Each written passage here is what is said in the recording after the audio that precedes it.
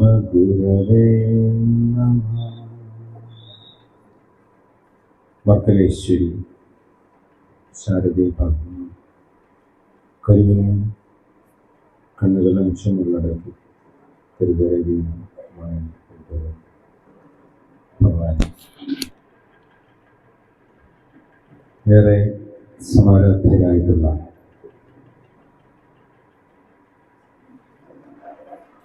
അതിലേറെ ഗുരുവിൻ പ്രിയരായിട്ടുള്ള 26 നമ്പർ ശ്രീനാരായണ ധർമ്മപരിപാലന ശാഖയിലെ ധർമ്മ സന്തതികളാകുവാൻ സുഹൃതം ചെയ്ത പുണ്യജന്മങ്ങളിലേക്ക് നിങ്ങൾക്കെല്ലാവർക്കും ശാഖയുടെ സമാരാധ്യനായ പ്രസിഡന്റ്, ശാഖയുടെ സമാരാധ്യനായ സെക്രട്ടറി, വൈസ് പ്രസിഡന്റ്, ശാഖയുടെ ഏറെ പ്രിയങ്കരായ മാനേജ്മെന്റ് കമ്മിറ്റി അംഗങ്ങൾ, നാഗമ്പടം ശ്രീനാരായണ ധർമ്മപഠന കേന്ദ്രത്തിൻ്റെ കൺവീനറായിട്ടുള്ള ഏറെ ബഹുമാന്യനായ പ്രിയങ്കരനായ രഞ്ജിത്ത്, എല്ലാവർക്കും വനിതാ സംഘത്തിൻ്റെ യൂത്ത് മൂവ്മെൻറ്റിൻ്റെയും ഒക്കെ കാര്യങ്ങൾക്ക് ഓരോരുത്തരെയും പേരെടുത്ത് പറയേണ്ടതാണ്. എല്ലാവർക്കും എൻ്റെ വിനീതമായ നമസ്കാരം. ഈ കുംഭമാസത്തിലെ ഈ കൊടിയ ചൂടിൽ നമ്മളിവിടെ ഇത്തരത്തിലിരിക്കുമ്പോഴും നമ്മുടെ ഉള്ളിൻ്റെ ഉള്ളിൽ ഉണ്ടാകുന്ന കുളിർമ വളരെ വലുതാണ്, അല്ലേ? നിങ്ങളുടെ എല്ലാം ഉള്ളിൻ്റെ ഉള്ളിൽ നിങ്ങളെല്ലാം കയ്യൊന്ന് നീട്ടിപ്പിടിച്ച് നോക്കിക്കേ. നിങ്ങളെല്ലാം കയ്യൊന്ന് നീട്ടിപ്പിടിച്ച് ചുമ്മാ കയ്യൊന്ന് നീട്ടിപ്പിടിച്ചിട്ട് കയ്യേലോട്ടൊന്ന് ചുമ്മാ നോക്കി. ഞാനൊരു പറയുന്ന കാര്യം ശ്രദ്ധിച്ചുകൊണ്ട് നോക്കിയാൽ മതി. ഗുരു തൃപ്പാദങ്ങൾ, ഗുരുവിന്റെ കർമ്മകാണ്ഡത്തിലെ പദ്ധതികൾ, ഏറെ ശ്രദ്ധേയമായ പദ്ധതികൾ മുഴുവൻ ആവിഷ്കരിച്ചിട്ടുള്ളത് ശിവരാത്രി നാളിലാണ്, അല്ലെ? ഗുരുവിന്റെ സമഗ്രമായ സമഗ്രമായ ജീവിത സങ്കല്പമാണ് ശിവഗിരി തീർത്ഥാടനം. നമുക്ക് എല്ലാവർക്കും അറിയാം, അല്ലെ? ഗുരുവിന്റെ സമഗ്രമായ ജീവിത സങ്കല്പമാണ്. ഗുരു മഹാസമാധി പ്രാപിക്കുന്ന ആ കാലഘട്ടത്തോട് അനുബന്ധിച്ച് ഗുരുവിന്റെ അവതാര ശരീരം ഉപേക്ഷിക്കുവാനായി തിരഞ്ഞെടുത്ത ആ ഒരു വർഷത്തില്, അതിൻ്റെ തുടക്കത്തിലാണ് ഗുരു തൻ്റെ ശരീര ജീവിതകാലത്തെ ഏകദേശം 73 വയസ്സ് കാലത്തെ ആ ജീവിതചര്യയുടെ സമഗ്രമായ ജീവിത സങ്കല്പം നമുക്ക് മുന്നിൽ ശിവഗിരി തീർത്ഥാടനത്തിലൂടെ യാഥാർത്ഥ്യമാക്കി തരുന്നത് നമുക്കെല്ലാവർക്കും അറിയാം. ആ ശിവഗിരി തീർത്ഥാടനം യാഥാർത്ഥ്യമാക്കുന്നതിന് വേണ്ടി ഗുരു തിരഞ്ഞെടുത്ത പുണ്യഭൂമി നാഗമ്പടമാണ്. ശിവഗിരി തീർത്ഥാടനം യാഥാർത്ഥ്യമാക്കുന്നതോടനുബന്ധിച്ച് നാഗമ്പടത്തെ ആ പുണ്യ തേന്മാവിൻ ചുവട്ടിൽ ഗുരു ശിവഗിരി തീർത്ഥാടനം എന്നുള്ള ആ സങ്കല്പത്തെ കുറിച്ചുള്ള ചോദ്യങ്ങൾക്കും ഉത്തരങ്ങൾക്കും ഒക്കെ മറുപടി നൽകിക്കൊണ്ട് ആ തീർത്ഥാടനം അരുളി ചെയ്യുമ്പോൾ നമ്മുടെ എല്ലാം ഉള്ളില് വല്ലഭശ്ശേരി ഗോവിന്ദൻ വൈദ്യരും കിട്ടം റൈറ്ററും പിന്നെ ഗുരുവിന്റെ സമീപത്ത് നിന്ന നരസിംഹ സ്വാമികളുമുണ്ട്. പക്ഷെ ഈ വല്ലഭശ്ശേരി ഗോവിന്ദൻ വൈദ്യന്റെയും കിട്ടം റൈറ്ററുടെയും പിറകിലായിട്ട് ഒരു 10-100 പേരോളം നിന്നിരുന്നു എന്നുള്ളതാണ് ചരിത്രം.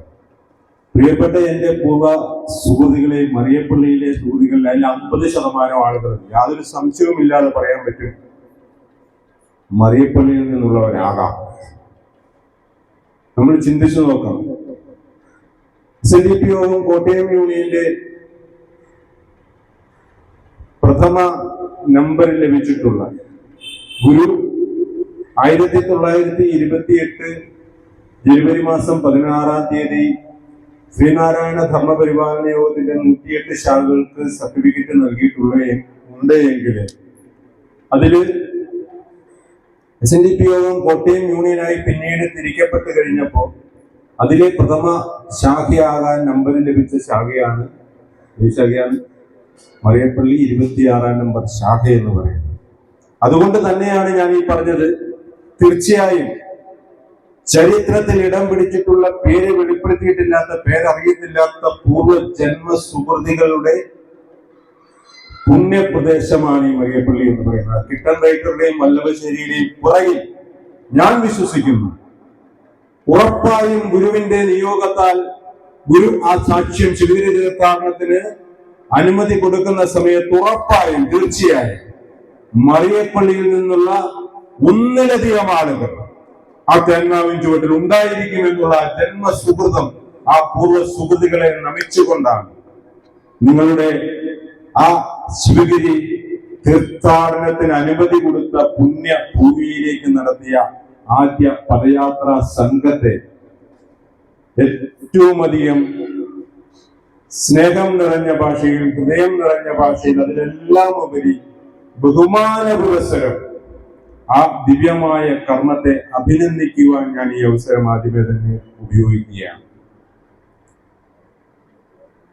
നാഗമ്പടം ശിവഗിരി തീർത്ഥാടനം അനുമതി കൊടുത്തുകൊണ്ട് ബഹുമാനപ്പെട്ട മന്ത്രി വാസവൻ മിനിസ്റ്റർ നാഗമ്പടത്തെ മണ്ണില് മിനിസ്റ്റർക്ക് സ്വീകരണം നൽകിയ സമയത്ത് പറഞ്ഞൊരു മറുപടി പ്രസംഗത്തിലെ ഒരു പ്രധാന വാചകമുണ്ട്. നമ്മളൊക്കെ അതൊക്കെ സൂക്ഷ്മമായി ചിന്തിച്ചു കഴിയുമ്പോൾ അതിന്റെയൊക്കെ കാര്യങ്ങൾ മനസ്സിലാവുന്നു. നാഗമ്പടം ശിവഗിരി തീർത്ഥാടനം അനുമതി കൊടുത്ത ആ പുണ്യമണ്ണിനെ നാഗമ്പടം അന്തർദേശീയ ആഗോള തീർത്ഥാടന കേന്ദ്രമായി പ്രഖ്യാപിച്ചുകൊണ്ട് 2 കോടി രൂപ സംസ്ഥാന സർക്കാർ നമുക്ക് നൽകിയുണ്ടായി. നമ്മളെല്ലാവരും അതിന്റെ ആ ഒരു സന്തോഷത്തില്, അതിന്റെ ആ ഒരു ആഹ്ലാദത്തില് നിലകൊണ്ടപ്പോ ആ മറുപടി പ്രസംഗത്തില് ഏറെ ബഹുമാനായ മന്ത്രി പറയും, ഇതിലെല്ലാം അപ്പുറമാണ് ഇതിന്റെ പ്രശസ്തി എന്താണ് എന്ന് നിങ്ങൾക്ക് അറിയാമോ എന്ന് ചോദിച്ചു. നമ്മൾ ആർക്കും അതിന് മറുപടി കൊടുക്കുവാൻ പറ്റിയില്ല. അപ്പോഴാണ് മന്ത്രി തന്നെ അതിന് മറുപടി പറഞ്ഞത്, ഒരു അന്തർദേശീയ തീർത്ഥാടന കേന്ദ്രമായി ഒരു മന്ത്രിസഭ പ്രഖ്യാപിക്കുമ്പോൾ നിയമസഭയുടെ അനുമതിയോടുകൂടി, ഭരണനിർവഹണ കേന്ദ്രത്തിന്റെ അനുമതിയോടുകൂടി അത് പ്രഖ്യാപനം നടത്തുമ്പോൾ നിങ്ങൾ നൽകിയ അപേക്ഷ പ്രകാരമുള്ള കാര്യങ്ങൾ അനുസരിച്ചുകൊണ്ട് അതിനെ കുറിച്ചുള്ള വിധി നിർണയം നടത്തുമ്പോൾ അത് നിയമസഭയുടെ രേഖകളിൽ അത് കടന്നുകൂടുകയാണ്, അത് ചരിത്രമായി മാറുകയാണ്. ഇവിടെ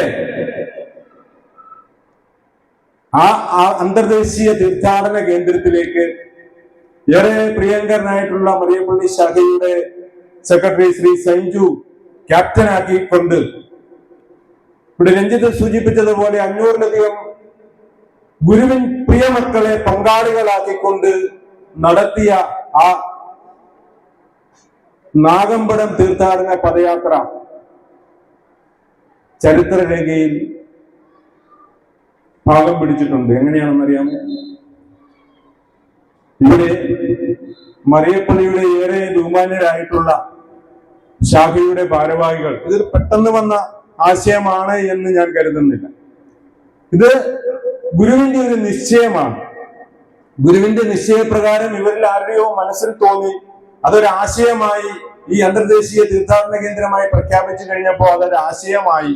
ആ ആശയം ഇവർ പിന്നീട് കമ്മിറ്റിയിൽ അവതരിപ്പിച്ച് കമ്മിറ്റിയുടെ അനുവാദത്തോടുകൂടി രേഖാമൂലം കോട്ടയം യൂണിയന് ശ്രീനാരായണ ധർമ്മപരിപാലന ശാഖായോഗം 26-ാം നമ്പർ മറിയപ്പള്ളി ശാഖയുടെ ലെറ്റർ ഹെഡില് എഴുതി തയ്യാറാക്കി അനുവാദം ചോദിച്ചുകൊണ്ടുള്ള അപേക്ഷ കൊടുത്തു കഴിഞ്ഞപ്പോ കോട്ടയം യൂണിയൻ SNDP യോഗവും കോട്ടയം യൂണിയനുമൊക്കെ ഈ അപേക്ഷ പരിശോധിച്ച് അതിന് അനുമതി നൽകിയപ്പോ ഇനി എത്ര തീർത്ഥാടനം അതിനു മുമ്പ് നടന്നാലും അതിനുശേഷം നടന്നാലും അപേക്ഷ കൊടുത്തുകൊണ്ട് അനുമതിക്ക് അഭ്യർത്ഥന നടത്തിക്കൊണ്ട് ഒരു ശാഖയുടെ കത്ത് കിട്ടി, അനുവാദം കിട്ടി, ഔദ്യോഗികപരമായി അംഗീകരിക്കപ്പെട്ട ഒരു തീർത്ഥാടനമായി മാറിയിട്ടുള്ളത് തീർച്ചയായും 26-ാം നമ്പർ മറിയപ്പള്ളി ശാഖയുടെ തീർത്ഥാടനം തന്നെയാണ്. അതാണ് നിയമസഭാ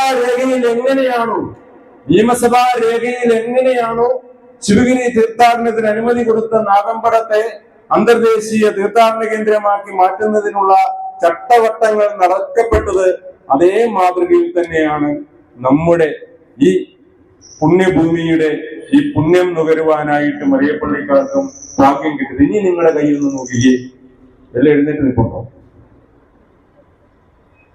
ഞാൻ ഇവിടെ വന്നിട്ട് ഇത് പറഞ്ഞതിന്റെ പേരിൽ എന്റെ കയ്യിൽ 5-6 രോമം പൊങ്ങി നിൽക്കുന്നു. അത്ര സുഹൃതികളാണ് നിങ്ങൾ, അത്ര സുഹൃതികളാണ്. ഇതൊക്കെ ഒരു കർമ്മ പദ്ധതിയുടെ ഭാഗമാണ്. ഞാൻ അന്നിവിടെ പറയുകയുണ്ടായി, ധർമ്മസന്തതികളെ, സഹോദരൻ അയ്യപ്പൻ പറഞ്ഞതാണ്, ധർമ്മസന്തതികളെ നിങ്ങൾ ഉണരുവിൻ, നിങ്ങളിൽ വിശ്വം ജയിക്കാനുള്ള മംഗള മഹാശക്തി ഉറങ്ങിക്കിടക്കുന്നു, ഉണർന്ന് സജ്ജരായി മുന്നോട്ട് പായുവിൻ, തകർന്ന് തരിപ്പണമാവട്ടെ തടസ്സങ്ങൾ. ശ്രീനാരായണ ധർമ്മപ്രസ്ഥാനത്തിന്, ശ്രീനാരായണ ധർമ്മപരിപാലന യോഗത്തിനെ അടിച്ചമർത്തപ്പെട്ട സമൂഹത്തിന്റെ ഉണർത്തുപാട്ടായി പ്രവർത്തിച്ചു കൊണ്ടിരുന്നപ്പോ നിയമത്തിന്റെ ആനുകൂല്യം മുതലെടുത്തുകൊണ്ട് അതിൽ പ്രവർത്തിച്ചു കൊണ്ടിരുന്ന ആളുകളെ കൊടിയ പീഡനങ്ങളും സംരക്ഷണങ്ങളും കൊടുക്കാത്ത രീതിയിൽ മർദ്ദിച്ചവശരാക്കിക്കൊണ്ട് കടുത്ത പിഴകൾ ചുമത്തിക്കൊണ്ടിരുന്നപ്പോ സഹോദരൻ അയ്യപ്പൻ അവിടെ കൂടിയിരുന്ന ധർമ്മസന്തതികളായിട്ടുള്ള ഗുരുവിൻ പ്രിയരായിട്ടുള്ള മക്കളോട് ഉണർത്തുപാട്ടിന് വേണ്ടി സഹോദരൻ അയ്യപ്പൻ പറഞ്ഞു കൊടുത്തതാണ്, ധർമ്മസന്തതികളെ നിങ്ങൾ ഉണരുവിൻ, തകർന്ന് തരിപ്പണമാവട്ടെ തടസ്സങ്ങൾ. തടസ്സങ്ങൾ തകർന്ന് തരിപ്പണമാക്കുക എന്നുള്ളതാണ് ഈ ധർമ്മസന്തതികളുടെ ഉത്തരവാദിത്വം. ആ ഉത്തരവാദിത്വം നിർവഹിച്ച നിങ്ങളെ ഏവരെയും ആദ്യമേ തന്നെ ഒരിക്കൽ കൂടി അനുമോദിച്ചുകൊണ്ട് അതിനുവേണ്ടി നേതൃത്വം കൊടുത്ത പൂർവ ജന്മ സുഹൃതം കൊണ്ട് ഈ ശാഖയുടെ മാനേജ്മെന്റ് കമ്മിറ്റി അംഗമാകുവാനും ശാഖയുടെ ഔദ്യോഗിക ഭാരവാഹികളാകാനും ഭാഗ്യം സിദ്ധിച്ചിട്ടുള്ള ശാഖയുടെ ഭാരവാഹികളെയും വനിതാ സംഘത്തിന്റെയും യൂത്ത് മൂവ്മെന്റിന്റെയും ഭാരവാഹികളെയും, അതിലെല്ലാം ഉപരി ഭഗവാൻ ശ്രീനാരായണ ധർമ്മത്തിൽ പറഞ്ഞിരിക്കുന്നത് പോലെ അവർക്ക് ജന്മം നൽകിയ മാതാപിതാക്കളെയും ഈ അവസരത്തിൽ, കാരണം നമ്മളുടെ മക്കളുടെ കർമ്മം കൊണ്ടാണ് മാതാപിതാക്കൾ യശസ്സിലാകേണ്ടത്, അല്ലെ? അപ്പോ ഈ മാതാപിതാക്കൾ, ഈ കമ്മിറ്റി അംഗങ്ങളുടെ, ഈ വനിതാ സംഘത്തിന്റെ, ഈ യൂത്ത് മൂവ്മെന്റിന്റെ ഒക്കെ ഭാരവാഹികളായിട്ടുള്ളവരുടെ അച്ഛനും അമ്മയും യശസ് പ്രാപിച്ചിരിക്കുമല്ലേ? ആണോ? അതാണ് സുഹൃതം. ശ്രീനാരായണ ധർമ്മം ഇവിടെ യാഥാർത്ഥ്യമായിരിക്കുകയാണ്. കഴിഞ്ഞ ശിവരാത്രി നാളിൽ ഭഗവാൻ ശ്രീനാരായണ ഗുരുദേവൻ ഈ കുംഭമാസത്തിലെ ചതയ ദിനമാണ്, പ്രാർത്ഥനാ നിർഭരമായ അന്തരീക്ഷമാണ്. ഒട്ടനവധി സമാനതകളില്ലാത്ത പ്രവർത്തനങ്ങൾ നടത്തിക്കൊണ്ടാണ് മറിയപ്പള്ളി ശാഖ ഇന്ന് ശാഖയുടെ അംഗങ്ങളുടെ മാത്രമല്ല കോട്ടയം യൂണിയനിലെ വിവിധ ശാഖയിലെ ശാഖാ ഭാരവാഹികളുടെയും സാധാരണക്കാരായിട്ടുള്ള ശാഖ അംഗങ്ങളുടെയും മനസ്സിൽ ഇടം പിടിച്ചിരിക്കുകയാണ്. കാരണം ഇന്ന് ഞൊടിയിടയിൽ നമ്മുടെ വാർത്തകൾ പരസ്പരം അറിയുകയാണ്. വാട്സപ്പ് ഉണ്ട്, ഫേസ്ബുക്ക് ഉണ്ട്, സോഷ്യൽ മീഡിയ ഉണ്ട്, ശാസ്ത്ര സാങ്കേതിക വിദ്യയുടെ ഏറ്റവും നൂതനമായ ആവിഷ്കാരങ്ങളെല്ലാം ഉണ്ട്. ഒരു സ്ഥലത്ത് ഒരു വാർത്ത നടന്നു കഴിഞ്ഞാൽ, ഒരു കാര്യം നടന്നു കഴിഞ്ഞാൽ അത് ഞൊടിയിടയിൽ, നല്ലതോ ചീത്തയോ ആയിക്കൊള്ളട്ടെ, അങ്ങ് ദൂരെ കിലോമീറ്ററുകൾ അല്ലെങ്കിൽ എന്താ പറയുക, രാജ്യങ്ങൾക്കപ്പുറം വരെ എത്തുന്ന രീതിയിലേക്ക് ആ നിമിഷം തന്നെ എത്തുകയാണ്. അങ്ങനെ പ്രചാരം നേടിക്കൊണ്ട് മുന്നേറിക്കൊണ്ടിരിക്കുന്ന നമ്മുടെ ശാഖയുടെ ഇന്നത്തെ ഈ ഒരു എന്താണ് പറയാ ആവിഷ്കാരം, ഇതിനൊക്കെ നമുക്ക് പ്രചോദനമായത്, തുടക്കം ലഭിച്ചത് എവിടെ നിന്നാണ്? നമ്മൾ ചിന്തിച്ചിട്ടുണ്ടോ? നമ്മുടെ എല്ലാ മനസ്സില് ഗുരുവിന്റെ ചരിതം നമ്മൾ പരിശോധിച്ച് കഴിയുമ്പോൾ നമ്മളെ എല്ലാ മനസ്സിൽ പ്രതിഷ്ഠിച്ചിട്ടുള്ള ഗുരുവിന്റെ ഒരു ഛായയുണ്ട്, ഒരു രൂപമുണ്ട്. എത്തരത്തിലുള്ളതാണ് ഗുരുവിന്റെ ഒരു രൂപം, സങ്കല്പം നമ്മുടെ മനസ്സിൽ വിഗ്രഹ രൂപത്തിൽ വരുന്നത്? ഗുരുവിന്റെ ചിത്രത്തിൽ നമ്മൾ കാണുന്നത് എങ്ങനെയുള്ളതാണ്? കഷണ്ടി, നരച്ച താടി, അല്ലേ? നമ്മളൊരു വേറിട്ട ഒരു സങ്കല്പത്തിലേക്ക് നമ്മുടെ ഒരു ചിന്തയെ ഒന്ന് കൊണ്ടുപോവുകയാണ്. നിങ്ങളുടെ എല്ലാം മനസ്സിൽ ഉണ്ണിക്കണ്ണനുണ്ടോ? ബാലസുബ്രഹ്മണ്യനുണ്ടോ? ഉണ്ടോ? ഉണ്ണി യേശു ഉണ്ടോ? ഉണ്ടോ? മുത്ത് നബി കേട്ടിട്ടുണ്ടോ? ഇതെല്ലാം ഇവരുടെ മനസ്സിലുണ്ട്. ഉണ്ണി നാണു നിങ്ങളുടെ ആരുടെയും മനസ്സിലുണ്ടോ? ഉണ്ണി നാണു ചിന്തിച്ചിട്ടുണ്ടോ? അതെന്തേ നമ്മളാരും ഉണ്ണി നാണുവിനെ കുറിച്ച് ചിന്തിക്കാതെ പോയത്? ഉണ്ണിക്കണ്ണനെ കുറിച്ച് നമ്മൾ ചിന്തിച്ചിട്ടുണ്ട് അല്ലേ? ബാലസുബ്രഹ്മണ്യനെ നമുക്കറിയാം. എവിടുന്നറിയാം? പുരാണ കഥകളിലൂടെ അറിയാം. പുരാണ കഥകളാണ്. നമ്മളൊന്ന് ആലോചിച്ച് നോക്കണം. ആശ്ചര്യമാണ്. നമ്മൾ പരിചയപ്പെട്ടിട്ടില്ല, പ്രചരിപ്പിച്ചിട്ടില്ല. ഞാൻ ചിന്തിച്ചു നോക്കിയപ്പോ ഇതും പരിചയപ്പെടേണ്ടതും പ്രചരിപ്പിക്കേണ്ടതും തന്നെയായിട്ടുള്ള വസ്തുതകളാണ്. കാരണം 2025 കഴിഞ്ഞ വർഷം കേരള സംസ്ഥാന സർക്കാർ നമ്മുടെ സംസ്ഥാനത്തെ അതിദാരിദ്ര്യ മുക്ത സംസ്ഥാനമായി പ്രഖ്യാപിക്കുകയുണ്ടായി. വാർത്ത നിങ്ങൾ പത്രങ്ങളിലൊക്കെ കണ്ടിട്ടുണ്ടോ? അതിദാരിദ്ര്യ മുക്ത സംസ്ഥാനം. നമ്മളൊരു നൂറ്റാണ്ട് പിന്നോട്ട് സഞ്ചരിച്ചു കഴിയുമ്പോൾ ഒരു 6-7 വയസ്സുള്ള ബാലൻ ചെയ്ത ഒരു അത്ഭുത പ്രവൃത്തി കഥകളിലൂടെ നമ്മൾ കാണുന്നുണ്ട്. പക്ഷെ നമ്മൾ അതിനൊന്നും വേണ്ടത്ര പ്രാധാന്യം കൊടുത്തില്ല. കഥ പറഞ്ഞ് കേൾക്കുന്ന പോലെ അതെന്താണ്, അതിന്റെ സങ്കല്പം എന്താണ്, ദിവ്യമായ അതിന്റെ ആ ഒരു അന്തർലീനമായിട്ടുള്ള കാര്യം, ഗൗരവമായിട്ടുള്ള കാര്യം എന്താണ് എന്ന് നമ്മൾ ആരും ചിന്തിച്ചിട്ടുണ്ടായിരുന്നില്ല. ഈ ബാലന് തന്റെ വീടിന്റെ സമീപത്തൂടി നടന്നു പോയപ്പോ തൊട്ടടുത്തുള്ള ഒരു വീട്ടില് അടുപ്പില് അരി തിളച്ചു പോകുന്നത് കണ്ടു. എല്ലാവർക്കും അറിയാവുന്ന കഥയല്ലേ? ആ വീട്ടില് കയറി ചെന്നിട്ട് ആ അരി തിളച്ച് തൂക്കിക്കഴിയുമ്പോ എന്താവും അവസ്ഥ? അരി എന്താവും? അരി വെന്ത് കഴിയുമ്പം ചോറാവും. ചോറ് പാഴായി പോകുന്നതായി കണ്ടിട്ട് ഈ ബാലന് ഭയങ്കരമായ സങ്കടം വന്നു കഴിഞ്ഞപ്പോ അത് വാങ്ങി താഴെ വെച്ചിട്ട് വീട്ടിലേക്ക് പോയി. വീട്ടിലേക്ക് ചെല്ലുമ്പോ ഈ ബാലൻ ചെല്ലുന്നതിന് മുമ്പേ വീട്ടിൽ വിവരം അറിഞ്ഞു. വീട്ടിൽ വിവരം അറിഞ്ഞത് എങ്ങനെയാ? തെറ്റുകളോട് പൊരുത്തപ്പെട്ട് ജീവിച്ചിരുന്ന ഒരു സമൂഹത്തിന് മുമ്പിൽ കൊടിയ ഒരു പാപം ഈ കുട്ടി ചെയ്തിരിക്കുന്നു. ശ്രദ്ധിച്ച് മനസ്സിലാക്കുക. തെറ്റുകളോട് പൊരുത്തപ്പെട്ട് കഴിഞ്ഞിരുന്ന ഒരു സമൂഹത്തിന് മുമ്പിൽ കൊടിയ ഒരു പാപം ഈ 10 വയസ്സിൽ താഴെയുള്ള ഈ ബാലൻ ചെയ്തിരിക്കുകയാണ്. ഇവൻ ചിരിച്ചു കളിച്ച് ഉന്മേഷത്തോടു കൂടിയാണ് വീട്ടിലേക്ക് ഓടിക്കയറി വരുന്നത്. പക്ഷെ ഈ പാപം ചെയ്ത കുട്ടിയെ 2 കൈയും നീട്ടി സന്തോഷത്തോടെ സ്വീകരിക്കാൻ തയ്യാറായിട്ടായിരുന്നില്ല വീട്ടിലുള്ളവർ നിന്നിരുന്നത്. നമുക്ക് സ്വന്തം വിഷ്വലൈസേഷനോടെ കൊടുക്കാം. നമ്മുടെ കാര്യങ്ങൾ മനസ്സിലാക്കുന്നതിന് വേണ്ടിയാണ്. ഒരു ചിത്രീകരണം കൊടുക്കാം. കാരണം നമ്മുടെ കുഞ്ഞുങ്ങളെ ആണെങ്കിലും നാളുകളിൽ നമ്മൾ പറഞ്ഞു പഠിപ്പിക്കുമ്പോൾ, ഗുരുവിനെ പരിചയപ്പെടുത്തി കൊടുക്കുമ്പോൾ യാഥാർത്ഥ്യങ്ങളായിട്ടുള്ള ചരിത്ര സത്യങ്ങളാണ്. നമ്മുടെ അപ്പൂപ്പനോ മുതുമുത്തശ്ശനോ അനുഭവിച്ചിട്ടുള്ള സ്നേഹമാണ് ശ്രീനാരായണ ഗുരുദേവൻ. ഇതൊരു പുരാണ കഥയല്ല. ആണോ? ശ്രീകൃഷ്ണനെ അനുഭവിച്ചിട്ടുള്ള നമ്മുടെ മുത്തശ്ശനോ മുത്തശ്ശിയോ ഉണ്ടോ? ബാലസുബ്രഹ്മണ്യനെ അനുഭവിച്ചിട്ടുള്ള ഈ ഒരു ഈശ്വരന്മാർക്കും നമ്മൾ എതിരായിട്ടോ അല്ലെങ്കിൽ അവരുടെ ഇതിനെ ഹനിച്ചുകൊണ്ടോ പറയുന്നതല്ല. പക്ഷേ നമ്മുടെ ആരാധനാ സങ്കല്പത്തിൽ നമ്മളൊന്ന് ചിന്തിച്ചു നോക്കണം. നമ്മുടെ ആരാധനാ സങ്കല്പത്തിൽ, ദേവതാ സങ്കല്പത്തിലേക്ക് നമ്മൾ എത്തപ്പെട്ടിട്ടുള്ള ഭഗവാൻ ശ്രീനാരായണ ഗുരുദേവൻ, നമ്മൾ ആരാധിച്ച് പൂജിച്ച് പ്രാർത്ഥിക്കുന്ന ഭഗവത് തൃപ്പാദങ്ങൾ,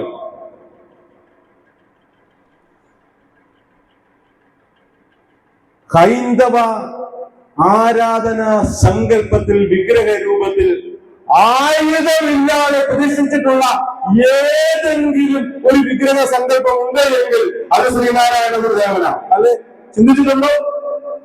ഹൈന്ദവ ആരാധനാ സങ്കല്പത്തിൽ നിങ്ങളൊരു ശിവവിഗ്രഹത്തെ പോകൂ, നിങ്ങൾ മഹാവിഷ്ണുവിനെ പോകൂ, നിങ്ങൾ ലക്ഷ്മി ദേവിയെ നോക്കൂ, ഇവരുടെ എല്ലാം കയ്യിൽ എന്തെങ്കിലും ഒരു ആയുധം കാണും. നമ്മൾ ആരാധിക്കുന്ന വിഗ്രഹ രൂപത്തിൽ പ്രതിഷ്ഠിച്ചിരിക്കുന്ന ഭഗവാൻ ശ്രീനാരായണ ഗുരുദേവ പാദങ്ങളുടെ വിഗ്രഹ സങ്കല്പത്തിൽ മാത്രമാണ്. ഒരു ദേവതാ സങ്കല്പത്തിന് എന്തില്ലാത്തത്? ചിന്തിച്ചിട്ടുണ്ടോ ആരെങ്കിലും? അല്ല, ഞാൻ പറഞ്ഞ കുഴപ്പമായിരുന്നു. കുഴപ്പമായെങ്കിൽ പറയണം. ചിന്തിക്കണം. നമ്മുടെ കുഞ്ഞുങ്ങളെ പറഞ്ഞ് മനസ്സിലാക്കുമ്പോൾ നമ്മൾ, കാരണം നമ്മുടെ പ്രഭാവം ഒരു 100 വർഷം കഴിഞ്ഞാവും ഉണ്ടാവുക. ആരാ പറഞ്ഞ്? നാഗമ്പടം പുണ്യ തേന്മാവിൻ ചുവട് അന്തർദേശീയ തീർത്ഥാടന കേന്ദ്രമായി പ്രഖ്യാപിക്കപ്പെട്ടത് തീർത്ഥാടനത്തിന് അനുമതി കൊടുത്ത് 98 വർഷങ്ങൾക്ക് ശേഷമാണ്. അവിടേക്ക് ഒരു പദയാത്ര മറിയപ്പള്ളി ശാഖയിൽ നിന്ന് ആരംഭിക്കുന്നത് ഈ പറഞ്ഞ 98 വർഷങ്ങൾക്ക് ശേഷമാണ്. ഇത് ആര് മുൻകൂട്ടി പറഞ്ഞിരുന്നു? ചിന്തിച്ചു. ഇത് ആര് മുൻകൂട്ടി പറഞ്ഞിരുന്നു? നമ്മുടെ പ്രഭാവം 100 വർഷങ്ങൾക്കപ്പുറമാവും ഉണ്ടാവുക. ആ പ്രഭാവ കാലത്തേക്ക് നമ്മുടെ കുഞ്ഞുങ്ങളെ പറഞ്ഞു വിടുവാനായിട്ട് നമ്മൾ തയ്യാറായിക്കൊണ്ടിരിക്കുന്ന ആളുകളാണ് നമ്മൾ ശരിക്കും പറഞ്ഞു കഴിഞ്ഞാൽ പറയാറുണ്ട്, ഈ 90കളിലും 85കളിലും 95കൾക്കും ഇടയിൽ ജനിച്ച ആളുകൾ എന്ന് പറയുന്ന ഒരു വിഭാഗമുണ്ട്. അവരുടെ ഈ സോഷ്യൽ മീഡിയ ഒക്കെ ഉപയോഗിക്കുമ്പോൾ പറയാം, അവരുടെ സംബന്ധിച്ചിടത്തോളം അവർ ഈ പഴയ കാലഘട്ടവും പുതിയ കാലഘട്ടവും അനുഭവിക്കാനായിട്ട് ഭാഗ്യം സിദ്ധിച്ച ആളുകളാണ്. ഈ വാട്സപ്പിന്റെ ഏറ്റവും നൂതനമായ ഇൻസ്റ്റാഗ്രാം ഉൾപ്പെടെയുള്ള സോഷ്യൽ മീഡിയയുടെ വശങ്ങളെക്കുറിച്ചും ഈ ഒരു 90 കാലഘട്ടങ്ങളിൽ ജനിച്ചിട്ടുള്ള ആളുകൾക്കറിയാം. അതിനു മുമ്പുള്ള ഈ വാട്സപ്പും ഫോണും ഒന്നുമില്ലാത്ത, അല്ലെങ്കിൽ ലാൻഡ് ലൈൻ പോലും ഇല്ലാത്ത കാലത്തെക്കുറിച്ചും അവർക്കറിയാം. കാരണം ഇതിന്റെ ഒരു മീഡിയേഷൻ നടക്കുന്ന ആ ഒരു നടുഭാഗത്താണ് ഇവരുടെ ഒരു ജന്മസമയം എന്ന് പറയുന്നത്. അങ്ങനെ ഒരു ഭാഗ്യം കിട്ടിയ ആളുകൾ, ധാരാളം ആളുകളാണ് ഇന്നത്തെ ഈ സമൂഹത്തിലുള്ളത്. അതുകൊണ്ട് തന്നെയാണ് നമ്മൾ പറയുന്നത്, ഗുരുവിനെ കുറിച്ച് അറിയാൻ മേലാത്ത അന്ധരായ, എന്താണ് അന്തർ ആനയെ കണ്ടതുപോലെ തന്നെ, ചിന്തിച്ചു നോക്കൂ, അന്തർ ആനയെ കണ്ടതുപോലെ തന്നെ ഗുരുവിനെ കുറിച്ച് തിരിച്ചറിവില്ലാതിരുന്ന ഒരു കാലഘട്ടത്തിൽ നിന്നും ആ കാലഘട്ടവും അനുഭവിച്ച് ഇതാ ഇന്ന് ഗുരുവിനെ കുറിച്ച് അറിയുകയും വാദിക്കാനും ജയിക്കാനുമല്ല, അറിയാനും അറിയിക്കാനുമാണ് എന്നുള്ള ഗുരുദേവ സങ്കല്പം അന്വർത്ഥമാക്കുന്നതിന് വേണ്ടി പ്രവർത്തിച്ചു കൊണ്ടിരിക്കുന്ന ഈ നവയുഗ കേരളത്തിൽ സശരീരം കൊണ്ട് ധർമ്മപ്രചരണം നടത്തിക്കൊണ്ടിരിക്കുന്ന ആളുകളായിട്ടുള്ള ഈ ആളുകളുടെ ഇടയിൽ ജീവിക്കാനും ഭാഗ്യം സിദ്ധിച്ചിരിക്കുന്ന ആളുകളാണ് നമ്മൾ ഓരോരുത്തരും ഇവിടെ ഇരിക്കുന്നവർ, അല്ലെ? നമ്മൾ ഇതിനു മുമ്പത്തെ കാലം നമ്മൾ ചിന്തിച്ചു നോക്കിയോ. ഗുരുവിനെ നവോത്ഥാന നായകൻ മാത്രമാക്കി കണ്ടവരുണ്ട്, ഗുരുവിനെ സാമൂഹിക പരിഷ്കർത്താവായി മാത്രം കണ്ടവരുണ്ട്, ഗുരുവിനെ കവിയായി മാത്രം കണ്ടവരുണ്ട്, കേവല രാഷ്ട്രീയക്കാരനായി അവതരിപ്പിക്കപ്പെട്ടിട്ടുള്ള ആളുകളുണ്ട്. പക്ഷെ ഇതിനെല്ലാം അപ്പുറം ഗുരു എന്താണ് എന്ന് ഇന്നത്തെ സമൂഹത്തിന് മുമ്പിൽ പറഞ്ഞ് പ്രചരിപ്പിച്ചുകൊണ്ടിരിക്കുകയാണ്. അപ്പോ ഇത്തരം കാര്യങ്ങൾ നമ്മുടെ കുഞ്ഞുങ്ങളിലേക്കാണ്, ഇനി അടുത്ത തലമുറയിലേക്കാണ് നമ്മൾ എത്തിക്കേണ്ടതായിട്ടുള്ളത്. ആ എത്തിക്കുമ്പോ പണ്ടൊക്കെ കുട്ടികളൊക്കെ, ഞാനൊക്കെ എൻ്റെ ചെറുപ്പത്തില്, ഇന്നാണ് TV മൊബൈല്, പണ്ടൊക്കെ നമ്മുടെയൊക്കെ ചെറുപ്പത്തില് കുഞ്ഞുങ്ങൾ ചോറുണ്ടോണ്ടിരിക്കുന്ന സമയത്ത് കയ്യിൽ ചിലപ്പം ബാലരമയൊക്കെ കാണും. വായിക്കാൻ അറിയത്തില്ലെങ്കിൽ ഒരു കഥാപുസ്തകം കയ്യിൽ വെച്ചോണ്ടായിരിക്കും ഭക്ഷണം കഴിക്കുന്ന സമയത്ത് ചിലപ്പോൾ നമ്മൾ കഴിച്ചുകൊണ്ടിരിക്കുന്നത്. അതിലെ ഉള്ള കാര്യം എന്ന് പറയുന്നത്, നമ്മൾ ഇതിനകത്തെല്ലാം വർണ്ണചിത്രങ്ങളാണ്, അല്ലെ? വർണ്ണചിത്രങ്ങളാണ്, നല്ല ചിത്രങ്ങൾ ഉണ്ടാകും. ഇപ്പോ മായാവി എന്ന് പറഞ്ഞാൽ നിങ്ങളുടെ മനസ്സിലെല്ലാം ഒരു രൂപം വന്നോ? കബീഷ് എന്ന് പറഞ്ഞാൽ ഒരു രൂപം വരുമോ? കുട്ടൂസൻ? ഇതൊക്കെ എങ്ങനെ വന്ന നമ്മൾ പ്ലാൻ ചെയ്തിട്ട്, ഞാൻ ഇന്ന് വന്നപ്പോ നിങ്ങൾ ആരെങ്കിലും വീട്ടിൽ നിന്ന് ഇറങ്ങിയപ്പോൾ ചോദിക്കുമോ, ഇന്ന് കൂരാപ്പുഴയിൽ നിന്ന് ഒരാൾ വന്ന് കുട്ടൂസന്റെ രൂപം നിങ്ങളുടെ മനസ്സിൽ തെളിയിക്കുക? നിങ്ങൾക്ക് ആർക്കെങ്കിലും തോന്നുന്നു? ഇതൊക്കെ എങ്ങനെ ഇതൊക്കെ സ്വാഭാവികമായിട്ട് വന്നാണ്. വിഷ്വലൈസേഷൻ ഒരു പ്രധാന കാര്യമാണ്. വിഷ്വലൈസേഷൻ നമ്മുടെ മനസ്സിലേക്ക് കുഞ്ഞുനാളിൽ ഒരു വിഷ്വലൈസേഷൻ കടന്നു വന്നു കഴിഞ്ഞാൽ അത് ചൊട്ടയിലെ ശീലം ചോടല വരെ, നമ്മൾ എന്നൊടുങ്ങുന്നു അന്നേ അത് പോകത്തുള്ളൂ. നമ്മുടെ അവസാനത്തെ ആ ശീലം നമ്മുടെ മനസ്സിൽ നിന്ന് ആ രൂപം മാറത്തുള്ളൂ. ഗുരുവിനെ നമ്മുടെ കുഞ്ഞുങ്ങളിലേക്ക് പരിചയപ്പെടുത്തി കൊടുക്കേണ്ടത് അങ്ങനെയാണ്. ഗുരുവിനെ, അവിടെയാണ് ഞാൻ ആദ്യം പറഞ്ഞത്, ഉണ്ണി നാണുവിലേക്ക് നമ്മൾ എത്തപ്പെടേണ്ടത്. നമ്മുടെ കുഞ്ഞുങ്ങൾക്ക് അറിയാവോ? ഉണ്ണി നാണുവിനെ അറിയാവോ? നിങ്ങൾക്കറിയായിരുന്നു, പിന്നെ എങ്ങനെ കുഞ്ഞുങ്ങളറിയും?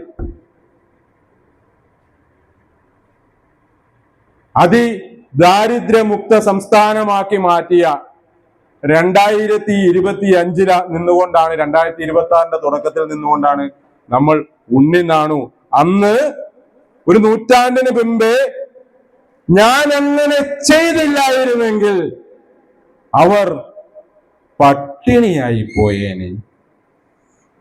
ഈ ദാരിദ്ര്യാവസ്ഥ ലോകത്തിന് മുമ്പിൽ ആദ്യം വിളിച്ചു പറഞ്ഞ ആ 7 വയസ്സുകാരന്റെ രൂപം, അല്ലെങ്കിൽ ആ 6 വയസ്സുകാരന്റെ രൂപം, ആ ഭഗവാന്റെ തിരുസ്വരൂപം ഉണ്ണി നാണു എന്നുള്ള ആ സങ്കല്പം നമ്മുടെ കുഞ്ഞുങ്ങളിലേക്ക് പറഞ്ഞു കൊടുത്തിരുന്നെങ്കിൽ, പ്രവഹിപ്പിക്കുവാൻ നമുക്ക് കഴിഞ്ഞിരുന്നെങ്കിൽ, നമ്മുടെ കുഞ്ഞുങ്ങൾ ഉണ്ണിക്കണ്ണനെ പോലെ, ബാലസുബ്രഹ്മണ്യനെ പോലെ ഉണ്ണി നാണുവിനെയും സ്വീകരിക്കില്ലായിരുന്നു.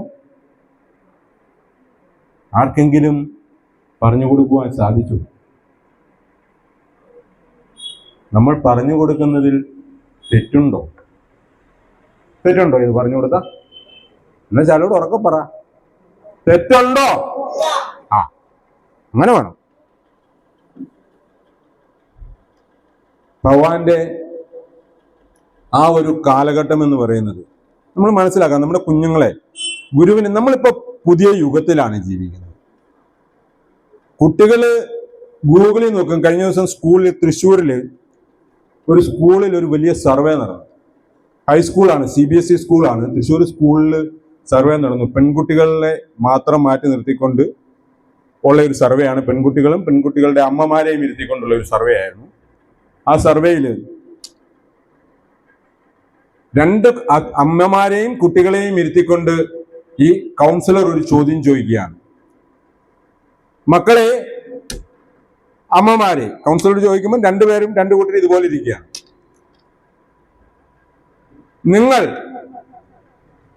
നിങ്ങളുടെ മക്കൾ, ഈ പെൺമക്കൾ,